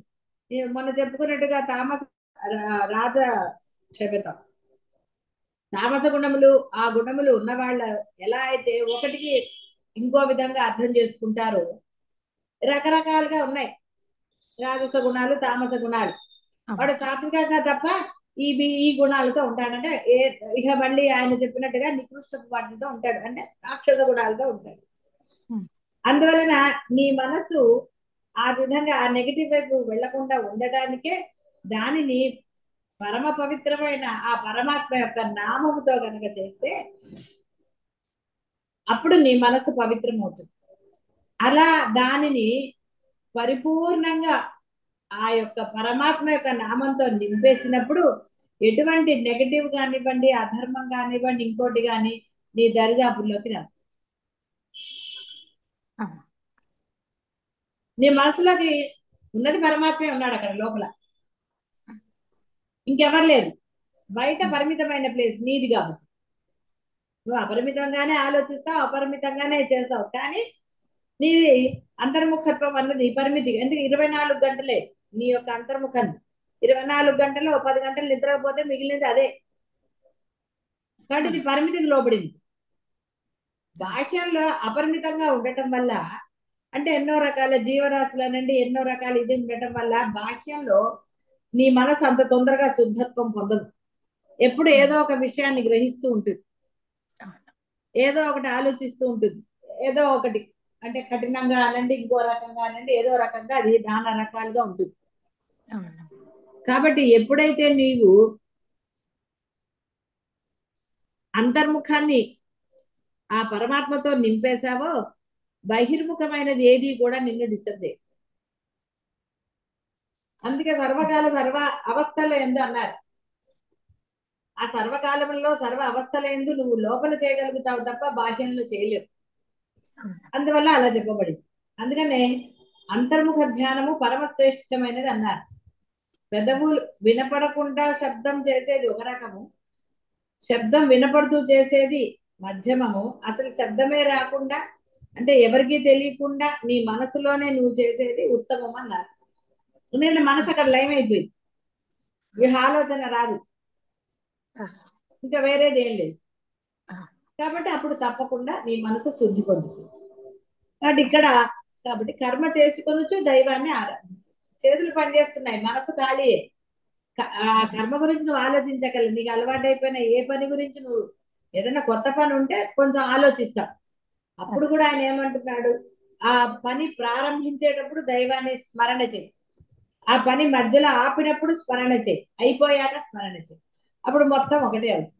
అందుకనే నిద్రపోయేటప్పుడు కూడా నిద్ర నామస్మరణ చేస్తూ నువ్వు నిద్రపోయి ఆ నామస్మరణ చేస్తూ లేస్తే గనక ఆ మధ్యలోది కూడా యోగ నిద్ర అన్నారు. అంటే ఏక నిద్ర అయింది. అది కూడా నువ్వు సాధన చేసినట్టుగానే ఆయన పరిగణలో, ఎందుకంటే లోపల ఉన్నది ఆయన చేస్తాడు, అందువలన అలా చెప్పబడుతుంది. కాబట్టి ఇక్కడ పని ఎలాగంటే కుదరదు కదా అంటే పర్వాలేదు, పని ప్రారంభించేటప్పుడు నామస్మరణ, మధ్యలో సమయం చిక్కినప్పుడు ప్రయత్నపూర్వకంగా నామస్మరణ, పని అయిపోయిన తర్వాత కూడా నామస్మరణ. ఈ విధంగా ఆ సర్వకాలాలని మీరు సద్వినియోగం చేసుకున్నప్పుడు అది నిష్కామ కర్మ అయి మిమ్మల్ని మోక్షం దగ్గర కూర్చోబెడుతుంది, అంటే స్థిరముగా కూర్చోబెడుతుంది. కాబట్టి జ్ఞాన సిద్ధిని పొంది తద్వారా మోక్ష సిద్ధిని పొందుతాం అని పరమాత్మ బోధించారు. ఈ ప్రకారంగా కర్మను ఈశ్వరార్పణ బుద్ధితో చేయనప్పుడే చిత్తశుద్ధి ద్వారా అది జ్ఞాన ఆవిర్భావానికి హేతువై మోక్షప్రదం అవుతుంది. అది చిత్తశుద్ధి జరగాల్సిందే. చిత్తంలో లేస మాత్రమైన భావన నీకు ఆ యొక్క మోక్షాన్ని ఇవ్వదుగాక. మోక్షం వరకు ఎందుకండి, మీ మనసు నిశ్చలంగా లేకపోతే మీరు నిద్రపోరు, ఆనందం ఎక్కడ లభించిందండి? ఏది ఉండదు, ఎప్పుడు వ్యాకులతే ఉంటుంది. అంటే వ్యాకులత లేకుండా నువ్వు ఆనందంగా ఉండాలంటే ఆ సమయంలో నీ మనసులో ఏం లేకపోతే అప్పుడు నువ్వు ఆనందంగా ఉంటావు. మీరు ఆనందంగా ఉన్నప్పుడు ఏదో గుర్తొచ్చింది అనుకోండి, ఆనందం అంతా పోయిన మొహం వెంటనే మారిపోతుందా?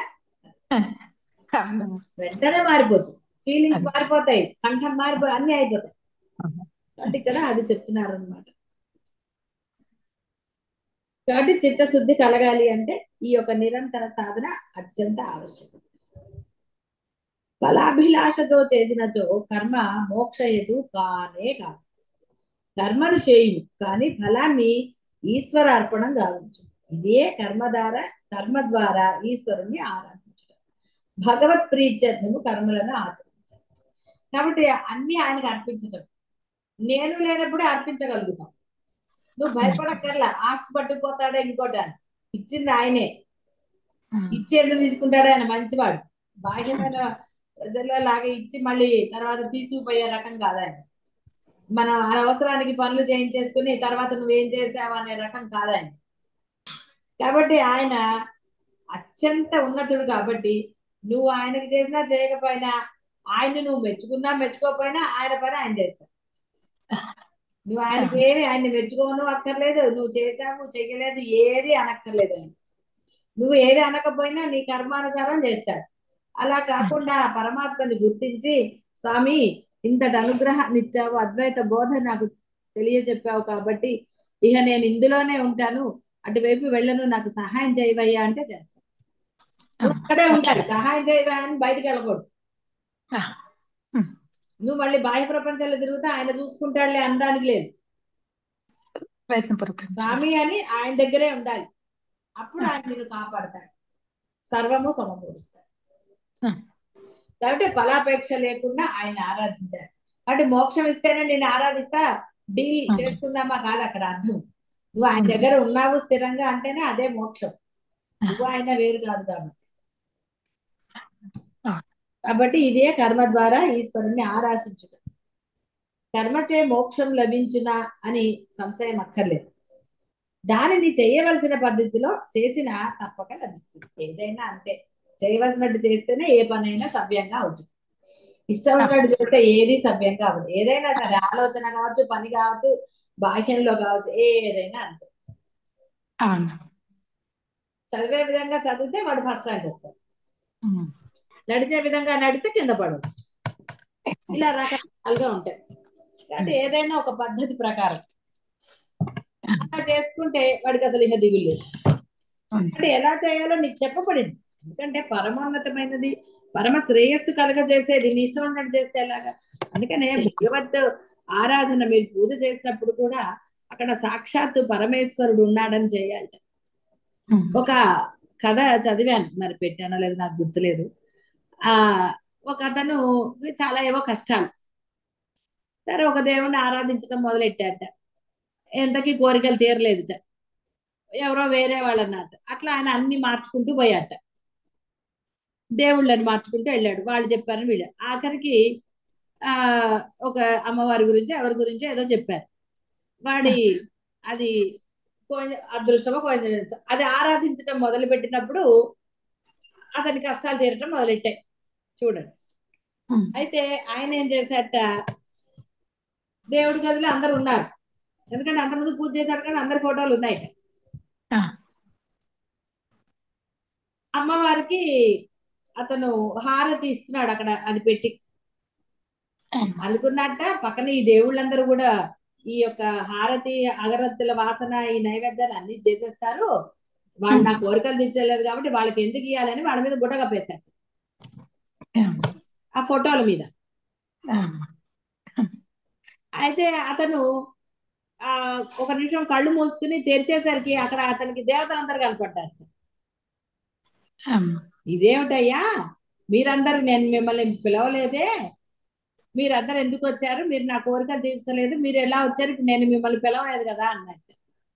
అంటే అప్పుడు వాళ్ళు అన్నారట, ఇంతకాలము మేము ఉన్నామని నువ్వు పూజ చేయలేదు, ఏదో చేసేసావు అందుకే నీ కష్టాలు తీరలేదు, ఇప్పుడు మేము ఉన్నాము అనుకుని మా మీద నువ్వు గుడ్డగప్పావు కదా, అంటే నువ్వు మేము ఉన్నామని భావన చేసావు కదా, కాబట్టి మేము ఉన్నామని వచ్చామన్నట్టు. చూడండి తేడా, అసూక్ష్మం గ్రహించాలి. అంటే నువ్వు పరమాత్మ ఉన్నాడని చేసినప్పుడు ఆ పరమాత్మ నీకు అన్ని విధాలుగా ఉపయోగపడతాడు. వాళ్ళ పనే అది, వాళ్ళని దేవతలుగా పెట్టింది ఎందుకు, వాళ్ళు ఉన్నారు అంటే వాళ్ళు నీ పనులు చేసి పెట్టారు. అంతేగాని ఫోటో ఉందని నువ్వు దిక్కులు చూస్తూ ఒళ్ళు విరుచుకుంటున్నావు, లేకపోతే అసలు నువ్వు ఏం చదువుతున్నావో వాళ్ళకి వినపడకుండా తప్పులు చదువుకుంటున్నావు, ఇంకోటి చేస్తున్నావు, శ్రద్ధాభక్తి లేకుండా ఏదో చెయ్యాలి కాబట్టి చేస్తున్నానంటే ఆయన ఎందుకు తీరుస్తాడండి మీ కష్టాలు? అంటే ఎందుకు వింటాడు? ఇప్పుడు పిల్లవాడు సరిగ్గా చెప్తేనే కదా తల్లిదండ్రులు వింటారు. శ్రద్ధగా వాళ్ళు వింటేనే. పిల్లవాడు సరిగ్గా వినకపోతే మీరు 2 దెబ్బలు వేయరు. రకరకాలుగా జరుగుతుంది. కాబట్టి ఇక్కడ నువ్వు ఎప్పుడైతే శ్రద్ధతో ఆయన నామాలని చదువుతావో, శ్రద్ధగా ఆయన ఉన్నాడు అని చదవాలి. ఫోటో ఉందని చదవకూడదు, ఆయన ఉన్నాడు అంతే. అందుకని అప్పుడు ఒక నామమా, చిన్న శ్లోకమా, పెద్ద శ్లోకమా ఆయనకి పనే లేదు. నువ్వు ఆయన ఉన్నాడని చదువు, ఆయన వస్తాడు. ఏదో దేవుడు కదండి, 4 ఫోటోలు పెట్టుకున్నా కాబట్టి ఏదో కూర్చోవాలి, పూజ చేసేయాలి, పని అయిపోయింది. ఎందుకంటే నేను పూజ చేస్తే కానీ నేను భోజనం చేయనండి. ఇవన్నీ వాచా వేదాంతం చెప్తున్నారు. అలా కాకుండా ఉన్నాడా పరమాత్మ అని నువ్వు దండం పెట్టు. గుడికి వెళ్ళినా, నీ ఇంట్లో అయినా సరే, ఎక్కడైనా సరే. మళ్ళీ సత్యనారాయణ స్వామి కథలాగా చెప్పచ్చు. ఆ పిల్లవాళ్ళు రాయిని పెట్టి దేవుడు ఉన్నాడని పూజ చేశాడు కాబట్టి ఆయన వచ్చారు. పిల్లల భక్తి భావన, నీ భావనకి ఆయన వస్తాడు. కాబట్టి భావంతో చేయాలంటే ఆర్తితో చేయాలి. నువ్వు ఉన్నావయ్యా, నీకోసం చేసి నువ్వు ఉండకపోతే ఎందుకు? ఇప్పుడు వేరే వాళ్ళంటే అవతల వాళ్ళని వాళ్ళు లేనప్పుడు తిట్టుకుంటారు, ఏదన్నా చేస్తారు, అవన్నీ పొగుడుతారు. కానీ ఉన్నప్పుడు పొగిడితే వాడు ఆనందిస్తాడు కదా పాపం. స్తోత్రం అంటే ఏంటంటే పరమాత్మ స్తోత్రమే. దేవుళ్ళు అంటే ఆ దేవతలు నువ్వు ఉన్నావు, నువ్వు ఇంత గొప్పవాడివిరా అంటే సంతోషిస్తారు వాడు. అలాంటి సద్గురువులని నేను పొగడమని చెప్పట్లేదు, ఇక్కడ జాగ్రత్తగా ఉండేది. కానీ సద్గురువుల దగ్గర, అద్వైతం దగ్గర మీరు పొగడతా లేవు. పొగడతా ఉంటే అది ఇంకోటి అవుతుంది. అద్వైతంలో పొగడతా లేవు, ఆచరణ మాత్రమే. నీ ఆచరణే గురువుకు నువ్వు ఇచ్చే రెస్పెక్ట్. అంటే ఇక్కడ ఆ దేవతలని అంతే పెట్టింది. ఎందుకంటే వేద అలా చెప్పి వాడిని స్తోత్రం చెయ్యరా, నువ్వు చాలా గొప్పవాడి స్వామి, నేను అసక్తుడిని కాబట్టి నిన్ను ప్రార్థిస్తున్నాను, నన్ను రక్షించవయ్యా అంటే అప్పుడు ఆ దేవత సంతోషించి వచ్చి రక్షిస్తుంది. ఎప్పుడైతే నీకు ఆ అపారమైన భక్తి అంటే ఆ సర్వస్వ శరణాగతి లభించిందో నువ్వు ఆరాధించే పరమాత్మ యందు, అప్పుడు అదే మిమ్మల్ని ఆ దేవుడు తీసుకెళ్లి ఈ మోక్షం దగ్గర కూర్చోబెడతాడు. చిత్తశుద్ధి కలగ చేస్తాడు. చిత్తశుద్ధి కలిగి ఉన్నాడు ఆయన అనుకున్నారు. ప్రహ్లాదుడికి వీళ్ళందరికీ జరిగింది అది. కాబట్టి అలా భక్తి అనేది అలా పెంచు. కాబట్టి ఏ పద్ధతి చెప్పారో ఆ పద్ధతి చేత ఆయన్ని మనం ఆ కర్మ భగవంతుడు అంటే ఎలా చెప్పారో ఆ పద్ధతిలో అర్చించాలి. అనగా ఆ కర్మను ఆచరించి తత్ఫలితాన్ని పరమాత్మగా అర్పించాలి. నిష్కామముగా పరమాత్మ అర్పితముగా కర్మాచరణ చేయాలి. అప్పుడు కర్మయందలి దోషము తొలగిపోయి చిత్తశుద్ధి ద్వారా అది మోక్ష సాధనముగా పరిణమిస్తుంది. ఇదే కర్మ మార్గం నందుగల కీలకం. ఆ కీలకమును, ఆ కర్మ రహస్యాన్ని భక్తులపై కరుణ చే పరమాత్మ ఇక్కడ చెప్తున్నాడు. ఓ జీవుడా, కర్మ చేయి, కానీ ఈశ్వరార్పణ బుద్ధితో చేయి. ఆ కర్మచే ఈశ్వరుని ఆరాధించు. ఫలితములను కోరకు. కర్మ చేయుటయే నీ వంతు. ఫలితమును పరమాత్మకు అర్చించు. అదే జపో జల్ప శిల్పం సకలమపి ముద్రా విరచన గతి ప్రాదక్షిణ్యం క్రమణ అసనాత్ ఆహుతి విధి అని ఏదైతే చెప్పారో, అమ్మ నా మాటలు కూడా నీ యొక్క స్తోత్రాలు, నా పనులు అవే, నేను తింటున్నది కూడా నీకు ఆహుతులేనమ్మా. ఇలా సర్వము భగవదర్పితం. అప్పుడు ఏమవుతుంది? అనవసరమైన మాటలు రావు. అంటే నీచమైన మాటలు, ఇలాంటి మాటలు, కొన్ని మాటలు అంటే కఠినమైన మాటలు రావు. నువ్వు కఠినంగా కూడా మాట్లాడలేవు. అమ్మతో కఠినంగా మాట్లాడతా, అమ్మ నా మాట నీది అన్నప్పుడు నీవు కఠినంగా ఎలా మాట్లాడగలుగుతావు? ఇవన్నీ కూడా మాట చేత అన్ని కూడా భగవదర్పితం అయినప్పుడు అదే సర్వకాల సర్వావస్థల యందు సాధన. అప్పుడు నువ్వు ఎప్పుడైతే ఈ నామస్మరణ నీలో జరుగుతోందో ఇంకా నువ్వు విడిగా కూర్చుని చేయవలసిన లేదు. అది ఇంకా వేరేగా భాగవతారాధన అంటూ ఏం లేదు. ఎందుకంటే నువ్వు సర్వకాలము అక్కడే ఉన్నావు, ఆయన నామమే చెప్తూ ఉన్నావు. కాబట్టి సర్వము ఈశ్వరార్పణము అయిపోతుంది. నీ బుద్ధి అప్పుడు ఆ ఈశ్వరార్పణ బుద్ధి అన్నారు. ఆ బుద్ధి కలిగిందంటే అదే చిత్తశుద్ధి. అయితే ఆ చిత్తం భగవంతుడు కూడా అర్పించదు. నాకు లేకపోతే ఎట్లా, ఫలితం ఆయనకి ఇచ్చేస్తే నాకేలాగా అని. దేననేది లేదు కదా. కాబట్టి అదే మోక్ష సాధనను కలుగజేస్తుంది. ఇదే కర్మ మార్గమందు గల కీలకం. ఈ కీలకాన్ని, ఆ కర్మ రహస్యాన్ని భక్తులపై కరుణ చే పరమాత్మ అదే, ఓ జీవుడా కర్మ చెయ్యి, ఈశ్వరార్పణ బుద్ధితో చెయ్యి. ఆ కర్మ చేయి, ఈశ్వరుని ఆరాధించు. ఆరాధించడం అంటే ఈ జపం చేయటమే. అమ్మా ఫలితములను కోరకు, కర్మ చేయుటయే నీ వంతు, ఫలితం పరమాత్మకి అర్పించు అని చక్కగా బోధించారు. ఈ పద్ధతి ద్వారా కర్మ తన కర్మత్వమును పోగొట్టుకొని తన బంధరూపమును తొలగించుకొని మోక్షహేతువుగా మారిపోతుంది. దీనిని బట్టి కర్మ నింద్యము కాదని, కర్మ మార్గము నికృష్టము కాదని, దానిని ఆచరించు పద్ధతిని తెలుసుకొనినచో అది తక్కిన భక్తి జ్ఞానాదుల వలె పరమ పవిత్రము ఒకనొక మోక్ష సాధన కాగలదు. కానీ నువ్వు కర్మ చేయకుండా ఉండలేవు. లేచిన మొదలు ఏదో ఒక కర్మ చేస్తావు. మరి ఆ కర్మ చేస్తున్నప్పుడు నేను అది మానేసి కూర్చుంటానంటే దోషం అవుతుంది. కాబట్టి నీకు విధించబడినది ఈశ్వరార్పణ బుద్ధితో చేయి. అది ఏదైనా సరే, నువ్వు ఏది చేస్తున్నా నామస్మరణ చేయి. అప్పుడు నీ ఊపిరి అనే పని కర్మ కూడా ఆయన అర్పితమే అవుతుంది.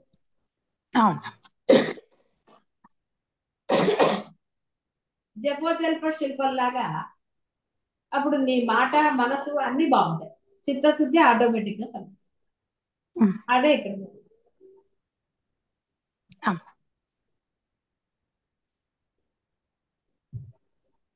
స్వకర్మణ తం అభ్యర్థ్య, స్వకీయ కర్మచే పరమాత్మను ఆరాధించు అను ఈ పద్ధతిని జనులు సరిగా గమనించక దైవార్పితముగా కర్మలు చేయుట మాని కామ్య బుద్ధితో చేస్తున్నారు.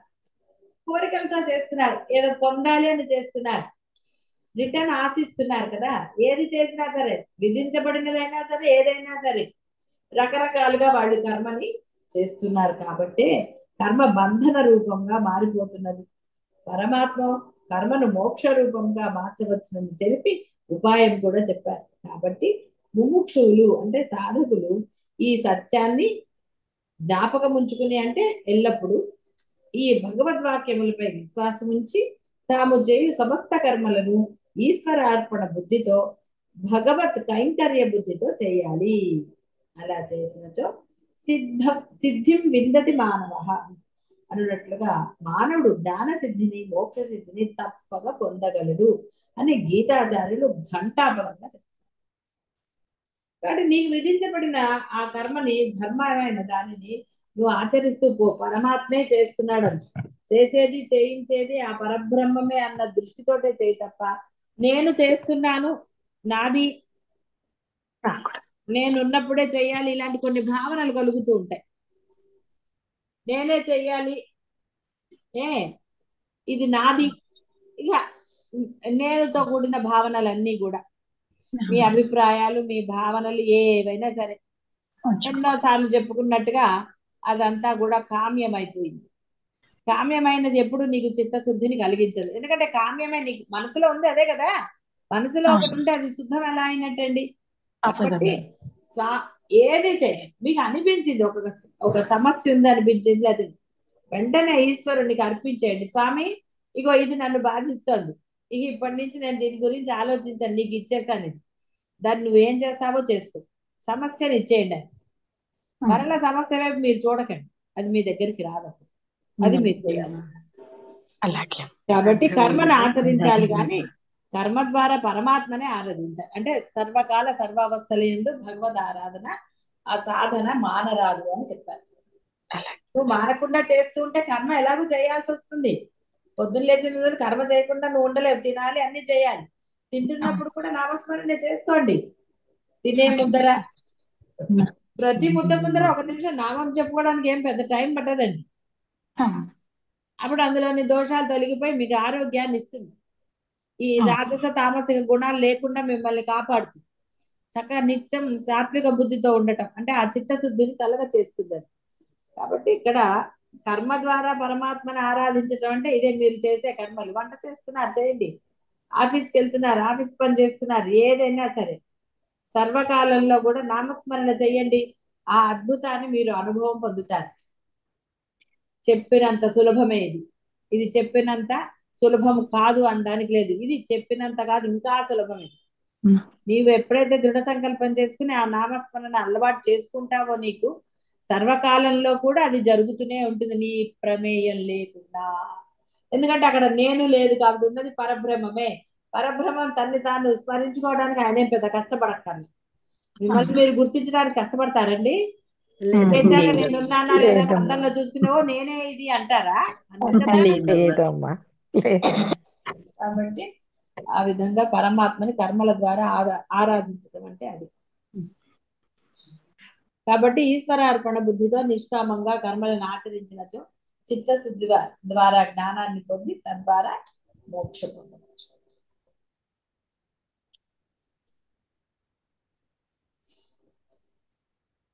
తన యొక్క ధర్మము తన అవివేకముచే గుణము లేనిదిగా కనపడినను, కానీ తాను చేయాల్సింది అవివేకం అంటే చాలా తెలివిగల వాడిని అనుకుంటారు కదండి. ఇప్పుడు వంతులు వేసుకుంటారు చూడండి ఇళ్లలో పనులు. నేనెందుకు చేయాలి, వాళ్ళు ఎందుకు చేయకూడదు, నేనే చెయ్యాలా, అలా ఉంటుంది. తర్వాత ఆ చేసిన పనిని సరిగ్గా చెయ్యరు, తనది సరిగ్గా చేసుకుంటారు, పక్కవాడి పని చేసినప్పుడు సరిగ్గా చెయ్యరు, నిర్లక్ష్య భావన వహిస్తారు సరా, భేద బుద్ధి. అక్కడ పరమాత్మ ఉంటాడండి? ఉండడమ్మా. కాబట్టి ఇక్కడ తన అవివేకము చే గుణము లేనిదిగా అతనికి అనిపించిన, అంటే ఏమనుకుంటాడు, నేను చేయటమే గొప్ప అంటాడు, నేను కాబట్టి చేస్తున్నాను అంటాడు. ఇలాంటి అనవసరమైన భావనలు, నెగటివ్ భావనలు, ఈ భావనలు ఉన్నవాడు అవివేకం అసంపూర్ణముగా అనుష్ఠించబడినను, అసంపూర్ణంగా సరిగ్గా చేయకపోతే, నువ్వు చేసే పని సక్రమంగా చేయి అంతే, నీకు విధించబడినది లేదా నీ చేత చేయించబడుతున్న పని నువ్వు సక్రమంగా చెయ్యి. నువ్వు చేస్తున్నావు కదా పని, ఆ పని సక్రమంగా చెయ్యి. అంతేగాని మరి చేసే పని నువ్వు అడ్డదిడ్డంగా చేయటం ఎందుకండి? చేయకూడదు. కనీసం అవతల వాళ్ళు చెప్పినప్పుడు విననున్నా వినాలి. మనకి రెండు లేవనుకోండి, అక్కడ పరమాత్మ ఉండడు కాక ఉండడు. ఎందుకంటే నీ బుద్ధిలో ఏం దూరిందండి? భావన దూరింది. నీలో నెగటివ్ భావన ఉంది కదా, నెగటివ్ దగ్గర పరమాత్మ ఉండడండి. అందుకే అవివేకంగా తాను అనుకున్నదే కరెక్ట్ అనుకోవటం కానీ, ఇష్టం వచ్చినట్టుగా పనులు చేయటం కానీ చెయ్యరాదని చెప్తున్నారు. తన యొక్క ధర్మాన్ని అవివేకం చే గుణము లేనిదిగా అసంపూర్ణంగా చేసిన చక్కగా అనుష్ఠించబడిన ఇతరుల ధర్మము కంటే అని చెప్పారు. కాబట్టి అంటే నువ్వు నీ ధర్మాన్ని చక్కగా నువ్వు అనుష్ఠింప చేసుకో, అంటే భగవదర్పితంగా. ఇక్కడ నేను చెప్పి భగవదర్పితం లేనప్పుడు అది నిష్కామము అవ్వదు, నీ చిత్తశుద్ధి కలగదు. కాబట్టి ఇక్కడ నువ్వు ఎలా ఏది అనుకోకుండా నువ్వు ఆ పనిని చేస్తున్నప్పుడు, ఒకవేళ అది పూర్తయినా పూర్తి కాకపోయినా కూడా అది శ్రేష్టమైనదే. ఎందుకు? అక్కడ పరమాత్మ ఉన్నాడు కాబట్టి. పరమాత్మ ఉన్నది, అది పూర్ణమైందా, పని పూర్ణం కాలేదా, ఎలా ఉంది, అసంపూర్ణంగా ఉందా, నిజంగా అయిందా, ఇవన్నీ పరమాత్మ చూడడు. అంటే అర్థం ఏంటి? అసలు పరమాత్మ నీ ఎందు ఉన్నప్పుడు ఆ పని ఎప్పుడు అసంపూర్తిగా అవ్వదు, ఎప్పుడు పూర్ణమే అవుతుందని అర్థం. ఇలా చేసినా పూర్ణం అంటే మీకు చాలాసార్లు చెప్పాను, రామ అనే శబ్దంలో మీరు రా పలికి మా పలకలేకపోయారు అనుకుందాం, ఏదో పని వచ్చింది, ఇంకో మాట వచ్చింది, ఏదన్నా జరగచ్చు. అప్పుడు ఆ రాకి ఫలితం ఇస్తాడని చెప్పానా? అదే చెప్పారు. కాబట్టి మీరు సగం చేసినా, ఒకవేళ ఒక పని చేస్తున్నారు, ఈ లోపల ఏదో ఇంకో అత్యవసరం అయినప్పుడు వేరే పని దగ్గరికి వెళ్ళారు, ఇది ఆపేసి, అప్పుడు అదేం దోషం రాదు అని చెప్తున్నాడు ఆయన. ఎందుకంటే నువ్వు నేను చేస్తున్నానన్న భావనతో చేయటం లేదు, ఇది పరమేశ్వరుడిది అని చేస్తున్నావు. నీలో భావన లేదు, నేను భావన లేదు కాబట్టి అది ఎలాంటిదైనా సరే అది గొప్పదే, శ్రేష్టమైనదే అంటున్నారు. శ్రేయం స్వధర్మో విగుణ పరధర్మాత్ అని చెప్పారు. అదే విధంగా తన యొక్క ధర్మము గుణము లేనిదిగా అసంపూర్ణంగా అనుష్ఠించబడిన, చక్కగా అనుష్ఠించబడిన ఇతరుల ధర్మము కంటే, అంటే నేను చేస్తున్నాను అన్న ధర్మం కంటే, నేను కాబట్టి సంధ్యావందనం చేస్తున్నా, లేదా నేను కాబట్టి పూజ చేస్తున్నా, నేను కాబట్టి మా పిల్లల్ని పోషిస్తున్నాను, నా భార్యని పోషిస్తున్నాను, వాళ్ళ తల్లిదండ్రులు, ఇలా రకరకాలుగా అంటారు చూసారా. నా ధర్మం అనుకుంటూ వాటికన్నా కూడా ఇదే శ్రేష్టమైనది. స్వభావము ఏర్పడిన తన ధర్మమునకు తగిన కర్మమును చేయుచున్న యెడల మనుజుడు పాపమును పొందడు. ఇక్కడ ఇంకొక మన అర్థం ఏంటంటే, నీవు నీ ధర్మాన్ని సరిగ్గా చేయకుండా పరధర్మో భయావహ అని చెప్పాను కదా, వేరే వారి ధర్మ అంటే వేరే వారి గురించి నువ్వు చేసేది, అవసరం లేకపోయినా చేస్తారు చూసారా, దూరిపోయి చేరి ఇంట్లో పని మానేసి పక్క వాళ్ళకి హెల్ప్ చేస్తారు చూడండి, అలాంటి అది కూడా అది మంచిది కాదు అన్నాడు. తన ధర్మమే మంచిది అని చెప్పారు. అంటే నీ ధర్మమే మంచిది, ఫస్ట్ నీ ధర్మం చేయి, తర్వాత పరధర్మం. తన యొక్క స్వకీయ కర్మ లేక తన ధర్మమును ఆచరించుట ఒకంత కఠినమైనను తేలికగా ఆచరింపబడినట్టు ఇతరుల కర్మను గ్రహించుట కంటే ఇది ఎంతో మేలని చెప్పబడింది. కాబట్టి ఏమండి ఇవన్నీ కష్టమని ఇప్పుడు చూడండి, అదేదో సినిమాలో ఇవంతా ఎందుకు, సన్యాసం అయితే చక్కగా సన్యాసికి అన్ని ఫ్రీగా లభిస్తాయని సన్యాసం పుచ్చుకుంటారు చూసారా, అదేదో తేలిగ్గా ఉందండి చూడ్డానికి. అలా చెయ్యకూడదు అంటున్నారు. నీది కష్టమైనా సరే నీదే ఆచరించు. ఒక్కొక్కరికి ఇంట్లో ఎక్కువ మంది ఉండొచ్చు, లేదా ఇంట్లో కొన్ని పద్ధతులు ఉండొచ్చు, 4 రకాలు చేయాలని ఉండొచ్చు, ఇలా రకరకాలుగా ఏదో ఉండొచ్చు, ఏవో ఒకటి ఉండొచ్చు, ఒకరికి ఎక్కువ ఉండొచ్చు, ఒకరికి తక్కువ ఉండొచ్చు. కాబట్టి వీళ్ళు ఏం చేయటం లేదు కాబట్టి నేను కూడా ఏమి చెయ్యను అని మానేయరాదు. వాళ్ళ ధర్మాన్ని నువ్వు ఆచరించరాదు, అలా అని చెప్పి నువ్వు వాళ్ళ వైపుకి వెళ్ళిపోరాదు. అంటే ఇప్పుడు మతములు మార్చుకున్నట్టుగా చెయ్యరాదు. కాబట్టి అలాంటివన్నీ చెయ్యరాదు అని చెప్పారు. కఠినమైనా సరే తన ధర్మాన్నే ఆచరించాలి. అంటే నీవు ఇప్పుడు అద్వైత ధర్మాన్ని ఆచరించి తీరాలి, అంతే తప్ప మళ్ళీ బాహ్యంలోకి వెళ్ళి ఆ ధర్మం చేస్తానండి ఈ ధర్మం చేస్తానండి అంటే అవ్వదు. ఇందులో సిద్ధి పొందిన తర్వాత విషయం అది. సిద్ధి పొందిన తర్వాత ఏ గొడవ లేదండి, సిద్ధి పొందనప్పుడు కదా ఈ అన్ని రిస్ట్రిక్షన్స్. నిష్కామ కర్మ నీకు ఆచరణలో అభ్యాసం అయిపోయిన తర్వాత మళ్ళీ ప్రతిసారి ఇది నిష్కామంగా చేస్తున్నానని అనుకోవచ్చా? నువ్వు అనుకోకర్లేదా. అరుణాచలం వెళ్ళిపోయాక అరుణాచలం వచ్చేసానని ఒకసారి 2 నిమిషానికి ఒకసారి అందరికి వచ్చేసా అంటారా? అరుణాచలంలోనే ఉన్నాను ఎవరన్నా అంటే అవును ఉన్నాను అంటారు, అంతేగాని నేను అరుణాచలం వచ్చాను అంటారా? మళ్ళీ అన్నారు. అలాగే నీ ధర్మం ఎలాంటిదైనా నీ ధర్మాన్ని, కాబట్టి సాధన కష్టమండి, బాహ్యాన్ని వదలలేము, కాబట్టి 2 అని అలా ఉండకూడదు. కష్టమైన అసలు కష్టమే లేదు ఇక్కడ అని అనుకున్నా సరే ఇదే చెయ్యాలి అని చెప్తున్నారు. కాబట్టి ఈశ్వరార్పణ బుద్ధితో మనుజుడు ప్రతి కర్మలను చెయ్యాలి. కాబట్టి నిజ ధర్మమును ఒకంత కష్టమైనను వదలరాదు. కాబట్టి స్వధర్మం అనగా ఆత్మకు సంబంధించిన ధర్మం అని కూడా చెప్పుకోవచ్చని మళ్ళీ చెప్పారు. ఆత్మ చింతనాదులు ఆత్మ ధ్యానాదులు ఒకంత ప్రయాసంగా తోచినను పరమధర్మములైన దృశ్య వస్తు ధర్మాలను లేక దృశ్య వస్తు చింతనను గ్రహించుట కంటే మరి ఆధ్యాత్మిక విద్య ఎంతో ఉన్నతమైనది కదా. కాబట్టి ముందు కష్టం అనిపించింది కదా, కష్టమైందని మానేయకూడదు, చెప్పేది అదే. కొంచెం అనుకున్నా సరే మొత్తానికి రహస్యం తెలుసుకుని ముందుకు వచ్చారు, అది వేరే విషయం. కాబట్టి కష్టమైనా కూడా ఆత్మకు సంబంధించే చెప్తారు. సూక్ష్మం అంటే ఇదే గ్రహించాలి మీరు, బాహ్యమైన పనులు కాదు. అందుకని ఇందా చెప్పింది కూడా అద్వైత పనుల గురించే చెప్పింది. అద్వైత ఆచరణే చెయ్యాలి అంతే. ఇష్టం ఉన్నట్టు పడుకుని లేవచ్చండి, ఇక్కడైతే పొద్దునే లేవాలి, ఇదంతా చేయాలండి, సర్వావస్థలో చేయాలి, ఎందుకు వచ్చింది, హాయిగా తిని తొంగుంటే గొడవే లేదు, నేను చేయలేనండి అని మళ్ళీ బాహ్యంలోకి పరిగెత్తారనుకో. కాబట్టి ఆత్మ చింతనాదులే స్వధర్మం. అవి కొంత కష్టంగా ఉన్న ప్రారంభ దశలో తుదకు అనంత సౌఖ్యాన్ని ప్రసాదిస్తాయి. దృశ్య వస్తువులు పరధర్మం ప్రారంభమున సుఖంగా అనిపిస్తాయి, తుదకు పరమ దుఃఖాన్ని కలుగజేస్తాయి. కావున పరధర్మము కంటే స్వధర్మమే మేలు అని చెప్పారు. పర్వాలేదులే పడుకుంటే అని ఇవాళ పడుకున్నారు, రేపు పడుకున్నారు, ఎల్లుండి పడుకున్నారు, ఆ తర్వాత లెమ్మంటే లేస్తారా? లేవాలన్నా లేవలేదు. కాబట్టి అది ఎప్పుడైతే గురువు ఇవాళ కూడా మా దగ్గరే ఉన్నారు, అక్కడ లేరు, పరమాత్మ దగ్గరే అన్ని అనుకున్నప్పుడు ఏ రోజైనా లేవగలుగుతాం. ఎవ్వరు లేరు ఇప్పుడు ఇంట్లో, హాయిగా సత్సంగం అయిపోయింది, ఎవరు లేరు, రేపు హాయిగా 11ంటికి లేవచ్చంటే.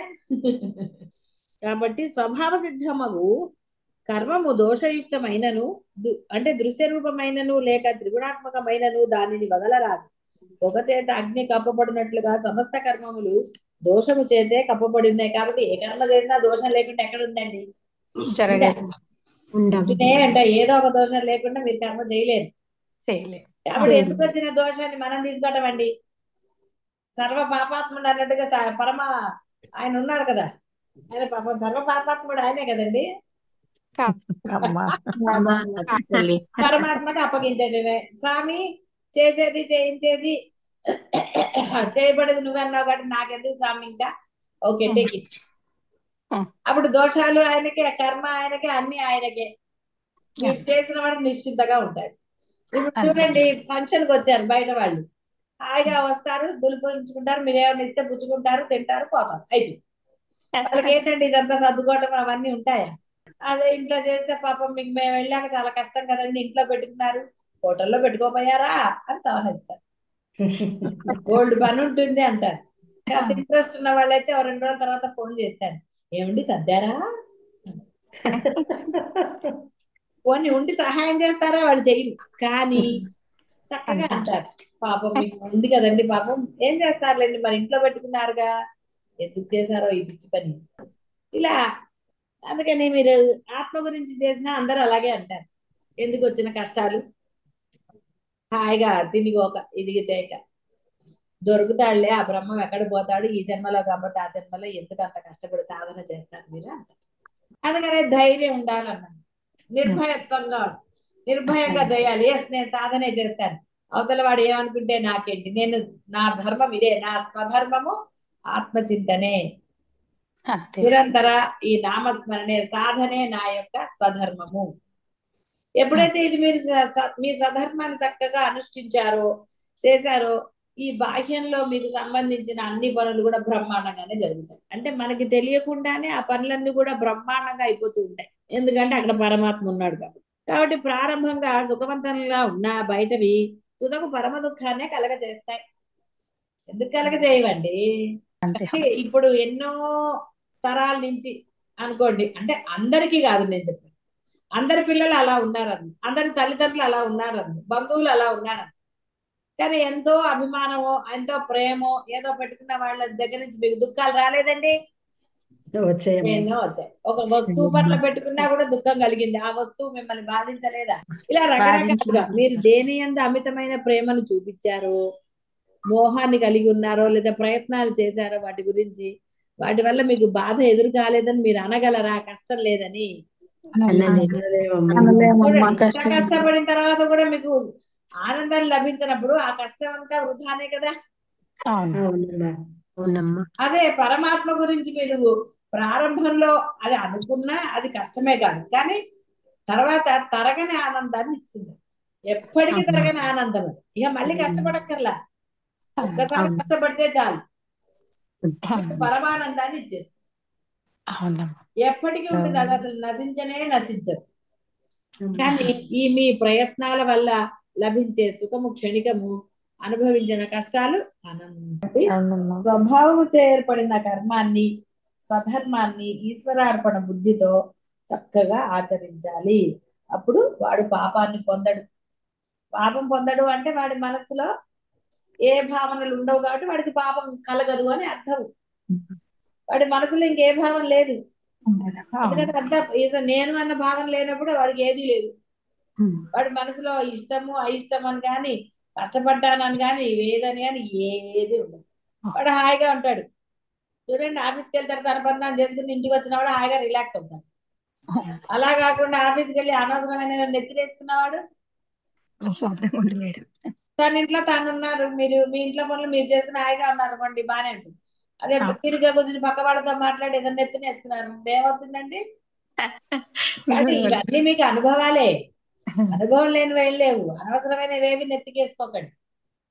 అదే మీ నెత్తి మీద పడాలంటే ఆయన పడేస్తాడు, ఆయన పడేస్తే నెప్పు పుట్టదు. కావాలని వేస్తే బాలు దెబ్బ తగులుతుందండి, అదాటుగా వచ్చినప్పుడు అంత దెబ్బ తగదు. దూరం నుంచి ఫోర్స్ గా వచ్చినప్పుడు అది వేరే విషయం. మామూలుగా వాడు బంతులు ఆడుకుంటున్నారండి, హఠాత్తుగా వచ్చినప్పుడు పెద్ద తగలదు. అదే వాడు కనుక కావాలని కొట్టాడు అనుకో, ఇది అంతే. తగులుతుంది. పరమాత్మ మీకు ఒక కష్టం ఇస్తే అది మీకు కష్టమే అనిపించదు, అసలు వస్తుంది వెళ్ళిపోతుంది, మీరు గుర్తించట్లేదు కాబట్టి. ఆయనే ఇచ్చాడు, తీసేశాడు. అదే మీరు ఇది కష్టం కష్టం అన్నారు కాబట్టి ఆయన సాక్షిగా అయిపోయి మీరు ఆ కష్టం అనుభవించే వరకు కూర్చుంటారు. స్వభావ సిద్ధమగు కర్మము దోషయుక్తమైనను దానిని వదలరాదు. పొగ చేత అగ్ని కప్పబడినట్లుగా సమస్త కర్మములను ఈ త్రిగుణములు అనే దోషము కప్పబడి ఉంది. కాబట్టి అన్నీ అంతే. కాబట్టి దోషం లేనిది అంటే ఈశ్వరార్పణ బుద్ధితో చేయటమే ఏదైనా సరే. ఎందుకంటే మీరు ఏ పని చేస్తున్నా సూక్ష్మజీవులు ఎన్నో సంహరించబడుతూ ఉంటాయి, రకరకాలుగా జరుగుతూ ఉంటాయి దోషాలు. ఇదే రకం అని చెప్పడానికి లేదు, రకరకాల దోషాలు ఉంటాయి. కాబట్టి అవన్నిటి నుంచి నీకు పాపం అంటకుండా ఉండాలి అంటే, నీ మనసు స్వచ్ఛంగా ఉండాలి అంటే, నువ్వు ఏది చేసినా ఆ ఈశ్వరార్పణ బుద్ధి అంటే నామస్మరణతోనే చెయ్యి. నువ్వు దానం చేసినా సరే, ఏది చేసినా సరే, ఆఖరికి తిట్టినా సరే నామస్మరణ చేశాక తిట్టండి. తిట్టిన తర్వాత మళ్ళీ నామస్మరణ చేయండి, తప్పదు కదండి కొంతమందిని తిట్టడం. అప్పుడు చూడండి అద్భుతంగా ఉంటుంది. తిట్టినట్టుగా మనకేం బాధ కలగదు, అయ్యో అనవసరంగా తిట్టానే అనిపించదు. ఇలా ఉంటుంది. కర్మ అనున్నది ఇంద్రియాదులచే చేయబడినది కనుక దృశ్యము అందు అంతర్భూతమై ఉంటుంది, త్రిగుణాత్మకమై ఉంటుంది, ఈ మాయ అందు వర్తిస్తూ ఉంటుంది. కనుకనే దోషము అని చెప్పబడుతుంది. కాబట్టి ఆత్మకాని దోషము, దృశ్యరూపమగు దోషము, త్రిగుణాత్మకమైన దోషము ప్రకృతి ఈ ప్రతికర్మయందు ఉంటాయి. అందుచేత సర్వారంభాహి అంటే సర్వకర్మలు అని తెలుపబడింది. కావున పొగచే అగ్ని కప్పబడి ఉండినట్లు సమస్త కర్మలు దృశ్యరూపములు కనుక ఈ దృశ్యరూప దోషముచే కప్పబడి ఉన్నాయి. అయినను స్వభావ సిద్ధములగు కర్మలను వదలరా.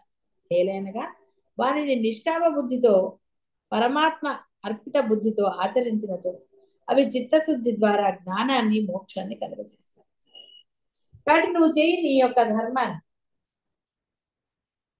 పరమాత్మకు అర్పణ చేస్తూ చేయి, నేను అన్న బుద్ధితో చేయి. దానం చేసినా ఏది చేసినా, ఇంట్లో పనైనా ఆఫీస్ పనైనా ఏదైనా సరే అన్ని ఆ పరమాత్మమే అని చేయి. ఆఫీస్ పని కూడా ఆయనకి అప్పగించండి, ఆయన లేని ఆఫీస్ పని ఎక్కడి నుంచి వచ్చిందండి. కాబట్టి సర్వము ఈశ్వరార్పణ బుద్ధియే, సర్వము అంతే. అందుకని సర్వకాల సర్వ అవస్థల యందు నీ యొక్క సాధన ఆపరాదు అని చెప్పబడుతుంది. అలాగేనమ్మా. కాబట్టి నిష్కామ బుద్ధితో పరమాత్మ అర్పిత బుద్ధి అంటే అక్కడ నేను లేని బుద్ధి భగవత్ అర్పిత బుద్ధి. కాబట్టి ఎక్కడా కూడా నేను లేకుండానే మీ కర్మలను ఆచరించండి, తప్పకుండా మీరు చిత్తశుద్ధి పొంది. కానీ ఇది ఎప్పటి నుంచో చెప్పబడుతుంది. మనసా వాచా కర్మణ దైనందిన జీవితంలో ప్రయత్నపూర్వకంగా ఆ పరమాత్మ లక్షణాలతోటే ఉండండి, అద్వైతమే ఆచరణ పెట్టండి. సమస్త కర్మలు మాయారూప దోషముచే ఆవరింపబడి ఉన్నప్పటికీ అందు శుద్ధ కర్మచే అశుద్ధ కర్మను, పుణ్యకర్మచే పాపకర్మను, నిష్కామ కర్మచే సకామ కర్మను తొలగించి వేసి ఆ విధమ క్రమముగా సాధన అతిశయముచే ఇంకను పైకి అంటే ఇంకా ఎలాగైతే సాత్వికం నుంచి శుద్ధ సాత్వికతం అన్నామో అలాగా నైష్కర్మ్య ఆత్మరూపాన్ని చేరవచ్చు అప్పుడు. కాబట్టి ఇక్కడ ఇవన్నీ ఉన్నాయి, ఏమి నష్టం లేదు, అన్ని ఈశ్వరుడికి అర్పించే, ఏదైనా సరే అన్ని అర్పించే. నా పిల్లాన్ని కాబట్టి నేను కోపడుతున్నాను దండిస్తున్నాను అనక్కర్లేదు, వాడు దోషం చేశాడు కాబట్టి దండిస్తున్నాను అను, అప్పుడు నీకు ఆ దోషం అంటారు. ఒకవేళ అందులో అంటే నువ్వు ఎక్కువ కొట్టినా ఎక్కువ తిట్టినా దోషం వస్తుంది కదా మరి, వేరే మాటలు వాడినా కూడా. కాబట్టి ఆ దోషం నీకు అంటకుండా ఉండాలి అంటే నీవు ఈశ్వరార్పణ బుద్ధితో అంటే వీడు నా పిల్లవాడు కాబట్టి నా ఇష్టం, నేను కొట్టుకుంటాను ఏదైనా చేస్తాను అని ఉండకూడదు. తప్పు చేశాడు కాబట్టి కోపడ్డాను, అలానే పక్క పిల్లాడికి వెళ్ళి ఏమండి మీరు చెప్పారు కానీ పక్క పిల్లవాడు కూడా తప్పు చేశాడు నేను పోయి తిట్టానండి అనకండి, పరధర్మం అది, పరధర్మం అది చేయకండి. కాబట్టి ఈ విధంగా మనసులో భేదభావం లేకుండా చక్కగా స్వచ్ఛంగా ఉండండి. అన్ని కూడా అది మంచినీళ్ళు తాగినా కూడా అర్పించవచ్చు, నష్టమే లేదు. ఆహుతి విధి అనలేదు, ఏది చేసినా కూడా నీకు ఆహుతులమ్మా అవి అన్నారు. కాబట్టి ఆ విధంగా సర్వము ఆ యొక్క ఆ నామస్మరణతోనే చేయండి. ఏ నామాన్ని పట్టుకున్నారో ఆ నామం, ఏ నామానికైనా అనంత శక్తి ఉన్నది. దాని యందు చిన్న భావం, మీరు చేసే నామం యందు మీకు పరిపూర్ణ విశ్వాసం ఉండాలి. ఇక్కడ నామం ముఖ్యం కాదు, నామాన్ని నువ్వు ఎంత శ్రద్ధగా పలుకుతున్నావు, ఆ నామానికి నువ్వు పరబ్రహ్మమునే ధ్యానిస్తున్నావా లేదా. నామానికి రూపాన్ని ధ్యానిస్తే మార్చుకో, నామము రూపము ఏకంగా ఉండరాదు. నామం జరగాలంతే, రూపం ఉండరాదు, ఏ రూపము ఉండరాదు. అందుకే పరమాత్మ అన్నారు దాన్ని. కాబట్టి ఆ నామాన్ని గనక ఎప్పుడైతే నీవు అలా నిష్కామ బుద్ధితో, భక్తి శ్రద్ధలతో, అపారమైన భక్తి అన్నారు ఆయన. కాబట్టి ఎప్పుడైతే నీవు అలా చేస్తావో అదంతా కూడా నిష్కామమై పరమాత్మకు అర్పించేసావు. కాబట్టి దాంట్లో ఏది లేదు. అంటే నిష్కామము అంటే ఇక్కడ కోరిక లేకుండా ఉంటారు, పాపము లేకుండా ఉన్నది, ఏది లేకుండా ఉంది. అంటే ఆటోమేటిక్ గా ఏది లేదు కాబట్టి ఇంట్లో ఏ వస్తువు లేదు, ఇల్లు శుభ్రంగా లేదు, హాయిగా ఉంది, నీట్ గా.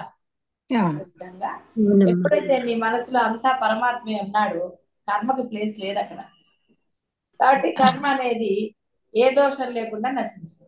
నువ్వు కర్మలు చేస్తూనే ఉన్నావు, కానీ నేను చేస్తున్నాను అనలేదు, దాని మీద నీకు శ్రద్ధ లేదు. శ్రద్ధ లేదంటే ఇష్టం ఉన్నట్టు చేస్తున్నావు అని కాదు అర్థం, నేను చేస్తున్నానన్న ఆ శ్రద్ధ లేదు. ఇది పరమేశ్వరుడి కార్యం కాబట్టి నేను కరెక్ట్ గానే చేస్తాను, ఇది పరమేశ్వరుడిదే, ఆయన కోసం చేస్తున్నాను అని ఒకసారి అనుకుంటే చాలు, రోజు అనుకోక్కర్లా. ఒక్కసారి దృఢ నిశ్చయం వస్తే చాలు కదండి, ప్రతి క్షణం అనుకోవాలి అక్కర్లా. అంటే ఆ విధంగా ఎప్పుడైతే మనసులో అన్యభావన లేకుండా మీరు చేస్తారో అప్పుడు తప్పకుండా మీరు ఆ యొక్క నిష్కామ స్థితికి చేరుకుంటారు. ఆ స్థితిలో మీరు ఎప్పుడైతే స్థిరంగా ఉంటారో అదే మోక్షం. అంటే మనసులో మీకు లేస మాత్రమైన భావన రాకూడదు, నేను చేస్తున్నాను, నేను చెయ్యను, ఇలా రకరకాలు అనుకోండి. ఏ భావన లేకుండా చేసేదే, అందుకని అది మధ్యలో ఆపేసినా ఇంకోటి చేసినా ఎలా చేసినా అదే శ్రేష్టమైనది అన్నారు. అందుకని చక్కగా దాని మీద బాహ్యమైన వాటి మీద దృష్టి పెట్టకుండా ఆనందంగా ఆ పరబ్రహ్మం యందు మనసును లగ్నం చేసి ఆ మోక్ష సిద్ధి యందు ఉండండి. శుభం భూయాత్.